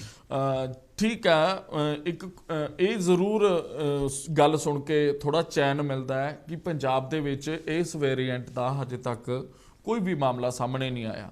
ਸੋ ਲੋਕ ਜੇਕਰ ਪ੍ਰੀਕਾਸ਼ਨਸ ਰੱਖਣਗੇ ਤਾਂ ਅੱਗੇ ਵੀ ਬਚੇ ਰਹਿਣਗੇ, ਨਹੀਂ ਤਾਂ ਮਾਹੌਲ ਬਹੁਤ ਜ਼ਿਆਦਾ ਖਰਾਬ ਹੋ ਸਕਦਾ ਹੈ। ਕਿਉਂਕਿ ਚਾਈਨਾ ਦੇ ਵਿੱਚ ਉਹ ਹਾਲਤ, ਉਹ ਤਸਵੀਰਾਂ, ਉਹ ਵੀਡੀਓਜ਼ ਦੇਖਣ ਨੂੰ ਮਿਲੀਆਂ ਸੋਸ਼ਲ ਮੀਡੀਆ ਤੇ। ਹਸਪੀਟਲ ਦੇ ਵਿੱਚ ਕੋਈ ਬੈੱਡ ਨਹੀਂ ਹੈਗਾ, ਕਾਰਾਂ ਦੇ ਵਿੱਚ ਹੀ ਡ੍ਰਿਪ ਚੱਲ ਰਹੇ ਨੇ, ਕਾਰਾਂ ਦੇ ਬਾਹਰ ਡ੍ਰਿਪ ਲਗਾਏ ਹੋਏ ਨੇ ਤੇ ਗੱਡੀ ਦੇ ਵਿੱਚ ਬੈਠਾ ਮਰੀਜ਼ ਉਹਦੇ ਡ੍ਰਿਪ ਲੱਗਿਆ ਹੋਇਆ, ਨਰਸ ਆ ਕੇ ਡ੍ਰਿਪ ਲਾ ਜਾਂਦੀ ਹੈ, ਖੋਲ ਜਾਂਦੀ ਹੈ, ਇੰਜੈਕਸ਼ਨ ਦੇ ਜਾਂਦੀ ਹੈ। ਇਸ ਤਰ੍ਹਾਂ ਦੇ ਮਾੜੇ ਹਾਲ ਹੋਏ ਨੇ। ਸੋ ਗਲਤੀਆਂ ਕਿਹਦੀਆਂ ਨੇ? ਆਮ ਲੋਕਾਂ ਦੀਆਂ ਗਲਤੀਆਂ ਨੇ, ਪ੍ਰੀਕਾਸ਼ਨਸ ਨਹੀਂ ਰੱਖੀਆਂ। ਸੋ ਅਸੀਂ ਵੀ ਇੰਡੀਆ ਨਿਊਜ਼ ਪੰਜਾਬ ਅਪੀਲ ਕਰਦਾ ਹੈ ਪੰਜਾਬ ਦੇ ਲੋਕਾਂ ਨੂੰ ਕਿ ਪ੍ਰੀਕਾਸ਼ਨਸ ਜ਼ਰੂਰ ਰੱਖਣ। ਅੱਛਾ, ਇੱਕ ਹੋਰ ਸਵਾਲ ਉੱਠਦਾ, ਮੈਂ ਕਾਂਗਰਸ ਪਾਰਟੀ ਕੋਲ ਇਸ ਤੋਂ ਬਾਅਦ ਜਾਵਾਂਗਾ। ਤੁਸੀਂ ਮੈਨੂੰ ਇਹ ਦੱਸੋ ਮਲਹੋਤਰਾ ਜੀ, ਜਿਹੜਾ ਮੁੱਖ ਮੰਤਰੀ ਸਾਹਿਬ ਨੇ ਅਪੀਲ ਕੀਤੀ ਹੈ, ਉਸ ਤੋਂ ਬਾਅਦ ਜਿਹੜੇ ਸ਼ਾਪਿੰਗ ਮਾਲਸ ਹੈਗੇ ਨੇ, ਸਿਨੇਮਾ ਘਰ ਹੈਗੇ ਨੇ, ਉੱਥੇ ਵੀ ਕੋਈ ਹਦਾਇਤ ਜਾਰੀ ਕੀਤੀ ਗਈ ਹੈ ਜਾਂ ਫਿਰ ਉੱਥੇ ਅਪਲਾਈ ਕੀਤਾ ਜਾਏਗਾ ਇਸ ਚੀਜ਼ ਨੂੰ? ਕਿਉਂਕਿ ਅਲਾਂਟੇ ਮਾਲ ਹੈ ਚੰਡੀਗੜ੍ਹ ਦੇ ਵਿੱਚ ਮੇਨ, ਉਸ ਤੋਂ ਬਾਅਦ ਬੈਸਟੈਕ ਮਾਲ ਮੋਹਾਲੀ ਦੇ ਵਿੱਚ, ਇਸੇ ਤਰ੍ਹਾਂ ਪੰਜਾਬ ਦੇ ਵਿੱਚ ਬਹੁਤ ਵੱਡੇ ਵੱਡੇ ਮਾਲਸ ਹੈਗੇ ਨੇ। ਸੋ ਜਿਹੜੇ ਸਿਕਿਉਰਿਟੀ ਗਾਰਡ ਨੇ ਪਹਿਲਾਂ ਹੀ ਰੋਕ ਦਿੰਦੇ ਨੇ ਕਿ ਬਿਨਾਂ ਮਾਸਕ ਤੋਂ ਅਲਾਉ ਨਹੀਂ ਹੈਗਾ। ਉੱਥੇ ਮਾਸਕ ਪਾਣਾ ਲਾਜ਼ਮੀ ਹੋਏਗਾ ਜਾਂ ਫਿਰ ਲੋਕ ਆਪਣੀ ਮਰਜ਼ੀ ਦੇ ਨਾਲ ਜਾਣਗੇ? ਮਾਸਕ ਪਾ ਲਿਆ, ਕਿਸੇ ਨੇ ਨਹੀਂ ਪਾ ਲਿਆ। ਅਰੁਣ ਜੀ, ਦੇਖੋ, ਫਿਲਹਾਲ ਤਾਂ ਇਹ ਗਵਰਨਮੈਂਟ ਵੱਲੋਂ ਸਾਰੀ ਪਬਲਿਕ ਨੂੰ ਜਨਰਲ ਐਡਵਾਈਜ਼ਰੀ ਹੈਗੀ ਹੈ, ਪਰ ਆਉਣ ਵਾਲੇ ਦਿਨਾਂ ਵਿੱਚ ਮੈਨੂੰ ਲੱਗਦਾ ਹੈ ਕਿ ਸਟ੍ਰਿਕਟਲੀ ਇੰਪਲੀਮੈਂਟ ਕੀਤਾ ਜਾਏਗਾ ਔਰ ਇਸ ਦੇ ਸੰਬੰਧੀ ਜਿਹੜੇ ਆਦੇਸ਼ ਨੇ ਇਹਨੂੰ ਸਟ੍ਰਿਕਟਲੀ ਇੰਪਲੀਮੈਂਟ ਕਰਨ ਦੇ ਉਹ ਵੀ ਜਾਰੀ ਕੀਤੇ ਜਾਣਗੇ ਜੀ। ਅੱਛਾ, ਪਿਛਲੀ ਸਰਕਾਰ ਸਮੇਂ ਕਾਂਗਰਸ ਪਾਰਟੀ ਨੇ ਵੀ ਇੱਕ ਵੱਡੀ ਲੜਾਈ ਲੜੀ ਹੈ। ਕਾਂਗਰਸ ਪਾਰਟੀ ਦੀ ਸਰਕਾਰ ਸੀਗੀ ਤੇ ਕਰੋਨਾ ਦਾ ਕਹਿਰ ਪੰਜਾਬ ਤੇ ਨਹੀਂ ਪੂਰੇ ਭਾਰਤ ਤੇ ਗਿਰਿਆ ਕੇ, ਡਿੱਗਿਆ ਕੇ, ਤੇ ਉਸ ਤੋਂ ਬਾਅਦ ਲੰਬੀ ਲੜਾਈ ਵੀ ਲੜੀ ਹੈ। ਕਾਂਗਰਸ ਪਾਰਟੀ ਦੀ ਸਰਕਾਰ ਸੀ। ਕੁਲਜੀਤ ਕੱਗੀ ਜੀ, ਕੀ ਕਹੋਗੇ? ਤੁਸੀਂ ਕਹਿਣਾ ਚਾਹੋਗੇ ਕੁਝ ਪਿਛਲੀ ਸਰਕਾਰ ਸਮੇਂ ਤੁਹਾਡੀ ਸਰਕਾਰ ਨੇ ਕੀ ਕੁਝ ਕੀਤਾ ਸੀਗਾ ਜੋ ਇਸ ਵਾਰ ਨਹੀਂ ਹੋ ਰਿਹਾ, ਜਾਂ ਫਿਰ ਕੋਈ ਸਲਾਹ ਦੇਣਾ ਚਾਹੋਗੇ ਤੁਸੀਂ ਰੂਲਿੰਗ ਪਾਰਟੀ ਨੂੰ? ਦੇਖੋ, ਸਭ ਤੋਂ ਪਹਿਲਾਂ ਤਾਂ ਗੱਲ ਇਹ ਹੈ, ਜਦੋਂ ਵੀ ਦੇਸ਼ ਦੇ ਵਿੱਚ ਕਰੋਨਾ ਦਾ ਨਾਮ ਆਮ ਜਨਤਾ ਸੁਣਦੀ ਹੈ, ਲੋਕਾਂ ਨੂੰ ਕੰਬਣੀ ਛਿੜ ਜਾਂਦੀ ਹੈ। ਲੋਕਾਂ ਨੂੰ ਕਰੋਨਾ ਦੇ ਨਾਮ ਤੋਂ ਕੰਬਣੀ ਛਿੜਦੀ ਹੈ। ਲੋਕ ਇਸ ਚੀਜ਼ ਤੋਂ ਨਹੀਂ ਡਰਦੇ ਕਿ ਬਿਮਾਰੀ ਤੋਂ ਨਹੀਂ ਡਰਦੇ। ਲੋਕਾਂ ਨੂੰ ਜਿਹੜੇ ਆਪਦੇ ਰੋਜ਼ਮਰਾ ਦੀ ਜ਼ਿੰਦਗੀ ਦੇ ਵਿੱਚ ਖਾਣ ਪੀਣ, ਅਨਾਜ, ਢਿੱਡ ਦਾ ਫਿਕਰ ਪੈਂਦਾ ਲੋਕਾਂ ਨੂੰ। ਕਿਉਂਕਿ ਸਰਕਾਰ ਜਿਹੜੀ ਸਾਡੀ ਕੇਂਦਰ ਦੀ ਸਰਕਾਰ ਹੈ, ਉਹਨਾਂ ਨੇ ਪਹਿਲਾਂ ਜਦੋਂ ਇੱਕਦਮ ਲੋਕਡਾਊਨ ਕਰਤਾ ਸੀ, ਤੁਸੀਂ ਦੇਖਿਆ ਹਾਲਾਤ ਕੀ ਬਣ ਗਏ ਸੀਗੇ ਸਾਡੇ ਦੇਸ਼ ਦੇ। ਲੋਕ ਕਰੋਨਾ ਨਾਲ ਨਹੀਂ, ਜ਼ਿਆਦਾ ਲੋਕ ਭੁੱਖਮਰੀ ਨਾਲ, ਜਿਵੇਂ ਤੁਸੀਂ ਪਹਿਲਾਂ ਵੀ ਜ਼ਿਕਰ ਕੀਤਾ ਆ ਵੀ ਲੋਕ ਭੁੱਖਮਰੀ ਨਾਲ ਜ਼ਿਆਦਾ ਜੂਝ ਰਹੇ ਸੀਗੇ ਉਦੋਂ। ਤੇ ਜੇ ਗੱਲ ਕੀਤੀ ਜਾਵੇ ਸਾਡੀ ਪੰਜਾਬ 2017 ਤੋਂ ਜਿਹੜੀ ਸਾਡੀ ਕਾਂਗਰਸ ਸਰਕਾਰ ਸੀਗੀ, ਕੋਵਿਡ ਦੇ ਸਮੇਂ ਦੌਰਾਨ ਸਭ ਤੋਂ ਵੱਧ ਮੈਂ ਕਹਿਣਾ ਵੀ ਜਿਹੜੀ ਪੰਜਾਬ ਸਰਕਾਰ ਨੇ ਆਪਣੀ ਜਿਹੜੀ ਡਿਵੈਲਪਮੈਂਟ ਰੱਖੀ ਆ, ਉਹ ਚੀਜ਼ ਦੇ ਵਿੱਚ ਸਭ ਤੋਂ ਵਧੀਆ ਪਰਫਾਰਮੈਂਸ ਮੈਂ ਕਹਿੰਦਾ ਕੋਵਿਡ ਦੇ ਵਿੱਚ ਜਿਹੜੀ ਪੰਜਾਬ ਤੋਂ ਵਧੀਆ ਕਿਸੇ ਨੇ ਦਿੱਤੀ ਨਹੀਂ ਹੈਗੀ। 2,39,000 ਕੇਸ 2020 ਦੇ ਵਿੱਚ ਆਪਣੇ ਭਾਰਤ ਦੇ ਵਿੱਚ ਕੋਵਿਡ ਵਾ, 2,39,000 ਦੇ ਕਰੀਬ ਜਿਹੜੇ ਕੇਸ ਪੰਜਾਬ ਦੇ ਵਿੱਚ ਆਏ ਸੀਗੇ, ਜਿਨ੍ਹਾਂ ਵਿੱਚੋਂ 2,34,000 ਲੋਕ ਰਿਕਵਰ ਹੋਏ ਆ। ਤੇ ਜਿੱਥੇ ਤੱਕ ਇੰਤਜ਼ਾਮਾਂ ਦੀ ਗੱਲ ਸੀਗੀ, ਸਾਡੇ ਸਰਕਾਰ ਵੱਲੋਂ ਮੁਹੱਈਆ ਕਰਾਈਆਂ ਗਈਆਂ ਫਤਿਹ ਕਿੱਟਾਂ, ਯਾਨੀ ਕਿ ਕਿਤੇ ਵੀ ਇੱਕ ਦੋ ਜਗ੍ਹਾ ਛੱਡ ਕੇ ਮਤਲਬ ਕਿਤੇ ਵੀ ਲੋਕਾਂ ਨੂੰ ਇਹ ਨਹੀਂ ਮਹਿਸੂਸ ਹੋ ਰਿਹਾ ਅਨਾਜ ਵੀ ਵੰਡਿਆ ਗਿਆ। ਹਾਲਾਂਕਿ ਉਹਦੇ ਚ ਕੇਂਦਰ ਦਾ ਇਹ ਨਹੀਂ ਮੈਂ ਕਹੂੰਗਾ ਵੀ ਪੰਜਾਬ ਸਰਕਾਰ ਨੇ ਵੰਡਤਾ, ਕੇਂਦਰ ਸਰਕਾਰ ਦੇ ਸਹਿਯੋਗ ਦੇ ਨਾਲ ਅਨਾਜ ਵੀ ਵੰਡਿਆ ਗਿਆ ਲੋਕਾਂ ਨੂੰ, ਜਿਹੜੇ ਗਰੀਬ ਲੋਕ ਸੀਗੇ ਜਿਨ੍ਹਾਂ ਨੂੰ ਰੋਟੀ ਦਾ ਉਹ ਸੀਗਾ। ਪੰਜਾਬ ਸਰਕਾਰ ਨੇ ਹਰ ਪੱਖੋਂ ਮਤਲਬ ਜਿਹੜਾ ਕੋਵਿਡ ਦੇ ਵਿੱਚ ਲੜਾਈ ਲੜ ਕੇ ਲੋਕਾਂ ਦੀ ਜਿਹੜੀ ਰਕਸ਼ਾ ਜਾਨ ਮਾਲ ਦੀ ਰਕਸ਼ਾ ਕੀਤੀ ਆ। ਤੇ ਜਿਹੜੀ ਹੁਣ ਵੱਡੀ ਗੱਲ ਇਹ ਹੁੰਦੀ ਹੈ ਕਿ ਜਦੋਂ ਵੀ ਕੋਵਿਡ ਆਉਂਦਾ ਵਾ, ਜਿਵੇਂ ਪਹਿਲਾਂ ਗੱਲ ਕੀਤੀ ਆ ਕਿ ਲੋਕਾਂ ਨੂੰ ਆਪਦੀ ਫਿਕਰ ਪੈਂਦੀ ਆ, ਉਹਦੇ ਵਾਸਤੇ ਜਿਹੜਾ ਭਾਜਪਾ ਜਿਹੜੀ ਕੇਂਦਰ ਸਰਕਾਰ ਆ ਉਹਨਾਂ ਕੋਲੇ ਬਲੂ ਪ੍ਰਿੰਟ ਕੀ ਹੈ। ਇੱਕਦਮ ਲੋਕਡਾਊਨ ਕਰ ਦੇਣਾ। ਹੁਣ 25 ਨਵੰਬਰ ਤੋਂ ਕੇਸ ਆ ਰਹੇ ਆ ਚਾਈਨਾ ਦੇ ਵਿੱਚ, ਤੇ ਭਾਰਤ ਦੀ ਸਰਕਾਰ ਨੂੰ ਚਾਹੀਦਾ ਇਹ ਸੀਗਾ ਕਿ ਉਦੋਂ ਤੋਂ ਹੀ ਜਿਹੜੀਆਂ ਚਾਈਨਾ ਤੋਂ ਫਲਾਈਟਾਂ ਆ ਰਹੀਆਂ ਸੀਗੀਆਂ ਬੰਦ ਕਰਨ ਦੇ। ਸਮਝ ਨਹੀਂ ਆਉਂਦੀ ਮੈਨੂੰ, ਜੋ ਆਪਣੇ ਕੋਲੇ ਮਾਰ ਬੈਠਿਆ ਤੇ ਮਾਰ ਕਿ ਸਾਲ ਦੇ ਵਿੱਚ ਇੱਕ ਇਹੋ ਜਿਹਾ ਦੌਰ ਕਿਉਂ ਹੁੰਦਾ, ਇੱਕ ਵਾਰੀ 2-3 ਮਹੀਨੇ, ਕਿ ਕਰੋਨਾ ਜਿਹੜਾ ਕੋਵਿਡ ਆ ਉਹ ਵੱਧ ਕਿਉਂ ਜਾਂਦਾ ਇੰਨਾ ਜ਼ਿਆਦਾ, ਉੱਥੇ ਟੈਸਟਿੰਗ ਜ਼ਿਆਦਾ ਸ਼ੁਰੂ ਹੋ ਜਾਂਦੀ ਹੈ। ਚਲੋ ਚਾਈਨਾ ਦੇ ਹਾਲਾਤਾਂ ਦੀ ਮੈਂ ਨਹੀਂ ਗੱਲ ਕਰਦਾ, ਤੇ ਹਿੰਦੁਸਤਾਨ ਦੀ ਗੱਲ ਕਰਦਾ ਆ ਕਿ ਹਾਲਾਤ ਜਿਹੜੇ ਇਦਾਂ ਦੇ ਹੋ ਜਾਂਦੇ ਆ। ਇੱਕ ਤੁਸੀਂ ਵੀ ਦੇਖਿਆ ਹੋਣਾ, ਤੁਸੀਂ ਵੀ ਕਵਰੇਜ ਕਰਦੇ ਰਹੇ ਹੋ, ਜਦੋਂ ਪਹਿਲੀ ਵੇਵ ਆਈ ਆ ਕੋਵਿਡ ਦੀ ਨਾ, ਜਿਹੜੇ ਲੋਕਲ ਜਿਹੜੇ ਪ੍ਰਾਈਵੇਟ ਹਸਪੀਟਲ ਸੀਗੇ ਸ਼ਹਿਰਾਂ ਦੇ ਵਿੱਚ, ਉਹਨਾਂ ਨੇ ਜਿੰਦਰੇ ਮਾਰਤੇ ਸੀਗੇ। ਸਰਕਾਰ ਦਾ ਹੱਕ ਇਹ ਬਣਦਾ ਸੀਗਾ ਕਿ ਉਹਨਾਂ ਦੇ ਉੱਤੇ ਕੋਈ ਕਾਰਵਾਈ ਕਰੇ। ਉਹ ਵੈਸੇ ਤਾਂ ਲੋਕਾਂ ਤੋਂ ਰੋਜ਼ ਉਹਨਾਂ ਦਾ ਇੱਕ ਬਿਜ਼ਨਸ ਬਣਾਇਆ ਹੋਇਆ, ਲੋਕਾਂ ਤੋਂ ਰੋਜ਼ ਇੰਨੀ ਕਮਾਈ ਕਰਦੇ ਆ, ਪੈਸੇ ਬਣਾਉਂਦੇ ਆ, ਤੇ ਜਦੋਂ ਉਹਨਾਂ ਦੀ ਜ਼ਰੂਰਤ ਸੀਗੀ ਲੋਕਾਂ ਨੂੰ, ਉਹਨਾਂ ਨੇ ਹਸਪਤਾਲਾਂ ਦੇ ਜਿੰਦਰੇ ਮਾਰਦੇ। ਤੇ ਜਿੱਥੇ ਤੱਕ ਰਹੀ ਹੁਣ ਮੌਜੂਦਾ ਪੰਜਾਬ ਸਰਕਾਰ ਦੀ ਗੱਲ, ਮੈਂ ਤਾਂ ਅਰਦਾਸ ਕਰਦਾ ਤੇ ਬੇਨਤੀ ਵੀ ਕਰਦਾ ਕਿ ਜਿਵੇਂ ਅੱਜ ਪੰਜਾਬ ਦੇ ਹਾਲਾਤ ਬਣੇ ਹੋਏ ਨੇ, ਇਹਦੇ ਵਿੱਚ ਸਿਆਸਤ ਨਾ ਕੋਈ ਸਮਝੀ ਜਾਵੇ। ਇੱਕ ਮੇਰਾ ਸੁਜੈਸ਼ਨ ਆ, ਕਿਉਂਕਿ ਦਿੱਲੀ ਦੇ ਵਿੱਚ ਹਾਲਾਤ ਇਦਾਂ ਦੇ ਹੋ ਚੁੱਕੇ ਸੀਗੇ ਜਦੋਂ ਕੋਵਿਡ ਦੀ ਦੂਸਰੀ ਵੇਵ ਆਈ ਆ, ਆਕਸੀਜਨ ਤੱਕ ਨਹੀਂ ਮਿਲ ਰਹੀ ਸੀਗੀ, ਲੋਕ ਹਸਪਤਾਲਾਂ ਦੇ ਬਾਹਰ ਮਰ ਰਹੇ ਸੀਗੇ। ਇਹਨਾਂ ਦਾ ਹਾਲਾਂਕਿ ਆਮ ਆਦਮੀ ਪਾਰਟੀ ਦੇ ਸਾਡੇ ਜਿਹੜੇ ਮਰਹੂਮ ਐਮਐਲਏ ਜਰਨੈਲ ਸਿੰਘ, ਇੱਕ ਸਵਾਲ ਲਵਾਂ ਤੁਹਾਡੇ ਤੋਂ, ਇੱਕ ਸਵਾਲ ਲੈਣਾ। ਬਿਲਕੁਲ ਲਓ ਜੀ। ਤੁਸੀਂ ਕਿਹਾ ਪ੍ਰੀਕਾਸ਼ਨਸ ਰੱਖਣੀ ਚਾਹੀਦੀ ਆ, ਸਰਕਾਰ ਦੀ ਜਿਹੜੀਆਂ WHO ਦੀਆਂ, ਕੇਂਦਰ ਸਰਕਾਰ ਦੇ ਨਿਯਮ ਨੇ ਉਹਨਾਂ ਦਾ ਪਾਲਣ ਕਰਨਾ ਚਾਹੀਦਾ, ਪਰੰਤੂ ਰਾਹੁਲ ਗਾਂਧੀ ਤਾਂ ਸਰਕਾਰ ਤੇ ਦੋਸ਼ ਲਗਾਉਂਦੇ ਨਜ਼ਰ ਆਏ ਨੇ। ਉਹ ਕਹਿੰਦੇ ਨੇ ਕਰੋਨਾ ਕੁਝ ਵੀ ਨਹੀਂ ਹੈਗਾ, ਉਹ ਸਿਰਫ ਭਾਰਤ ਜੋੜੋ ਯਾਤਰਾ ਦੀ ਬਖਲਾਹਟ ਕਰਕੇ ਸਰਕਾਰ ਮਨਘੜੰਤ। ਮੈਂ ਉਸੇ ਗੱਲ ਤੇ ਆ ਰਿਹਾ ਜੀ, ਉਸੇ ਗੱਲ ਤੇ ਆ ਰਿਹਾ। ਮੈਂ ਤੁਹਾਨੂੰ ਪਹਿਲਾਂ ਇਹ ਗੱਲ ਇਸੇ ਕਰਕੇ ਕਹੀ ਸੀ ਨਾ, ਜੋ ਵੀ ਹਰੇਕ ਸਾਲ 2-3 ਮਹੀਨੇ ਸਾਲ ਦਾ ਇਹੋ ਜਿਹਾ ਇੱਕ ਦੌਰ, ਸਾਲ ਦੇ ਵਿੱਚ ਇੱਕ ਇਹੋ ਜਿਹਾ ਦੌਰ ਆਉਂਦਾ ਕਿ ਕੋਵਿਡ ਇੱਕਦਮ ਕਿਉਂ ਆ ਜਾਂਦਾ। ਮੈਂ ਇਹ ਸਵਾਲ ਤੁਹਾਨੂੰ ਕੀਤਾ ਸੀਗਾ, ਮੈਂ ਮਹਾਰਾ ਨੂੰ ਵੀ ਕੀਤਾ ਸੀ ਇਹ ਸਵਾਲ। ਪਿਛਲੀ ਵਾਰੀ ਪੰਜਾਬ ਇਲੈਕਸ਼ਨ ਸੀਗਾ, ਉਦੋਂ ਇੱਕਦਮ ਜਿਹੜਾ ਕੋਵਿਡ ਦਾ ਰੈਲੀ ਕੁਛ ਬੰਦ ਕਰਤਾ ਸੀਗਾ। ਇਸ ਵਾਰ ਰਾਹੁਲ ਗਾਂਧੀ ਦੀ ਜਿਹੜੀ ਯਾਤਰਾ ਚੱਲ ਰਹੀ ਆ, ਜਿਹੜੇ ਭਾਰਤ ਜੋੜਨ ਦਾ ਜਿਹੜਾ ਸੰਕਲਪ ਲੈ ਰਾਹੁਲ ਗਾਂਧੀ ਚੱਲੇ ਹੋਏ ਆ ਕਿ ਭਾਰਤ ਨੂੰ ਜੋੜਨਾ ਵਾ, ਤੇ ਕਿਤੇ ਨਾ ਕਿਤੇ ਜਿਹੜਾ ਬੀਜੇਪੀ ਦੇ ਪੈਰਾਂ ਥੱਲੇ ਜ਼ਮੀਨ ਨਿਕਲਦੀ ਨਜ਼ਰ ਆ ਰਹੀ ਆ। ਰਾਹੁਲ ਗਾਂਧੀ ਦੀ ਜਿਹੜੀ ਹਨੇਰੀ ਪੂਰੇ ਦੇਸ਼ ਵਿੱਚ ਬਣਦੀ ਆ, ਤੇ ਉਹਦਾ ਮਤਲਬ ਲੱਗ ਰਿਹਾ ਇਹਨਾਂ ਨੇ ਚਿੱਠੀ ਜਾਰੀ ਕੀਤੀ ਹੈਲਥ ਮਿਨਿਸਟਰ ਕਮਾਂਡ ਵੀ ਆ। ਸੰਜੇ ਜੀ ਜਵਾਬ ਦੇ ਦਿਓ। ਸੰਜੇ ਜੀ ਕੀ ਕਹੋਗੇ ਤੁਸੀਂ ਗੱਗੀ ਜੀ ਨੇ ਜੋ ਕਿਹਾ? ਮੇਰੀ ਗੱਲ ਪੂਰੀ ਹੋ ਲੈਣ ਦਿਓ, ਬੇਨਤੀ ਹੈ ਜੀ। ਰਾਹੁਲ ਗਾਂਧੀ ਨੂੰ ਤਾਂ ਉਹਨਾਂ ਨੇ ਮੈਂ ਵਾਪਸ ਆਉਣਾ ਤੁਹਾਡੇ ਕੋਲ ਗੱਗੀ ਜੀ, ਵਾਪਸ ਆਣਾ, ਮੈਂ ਵਾਪਸ ਆਣਾ।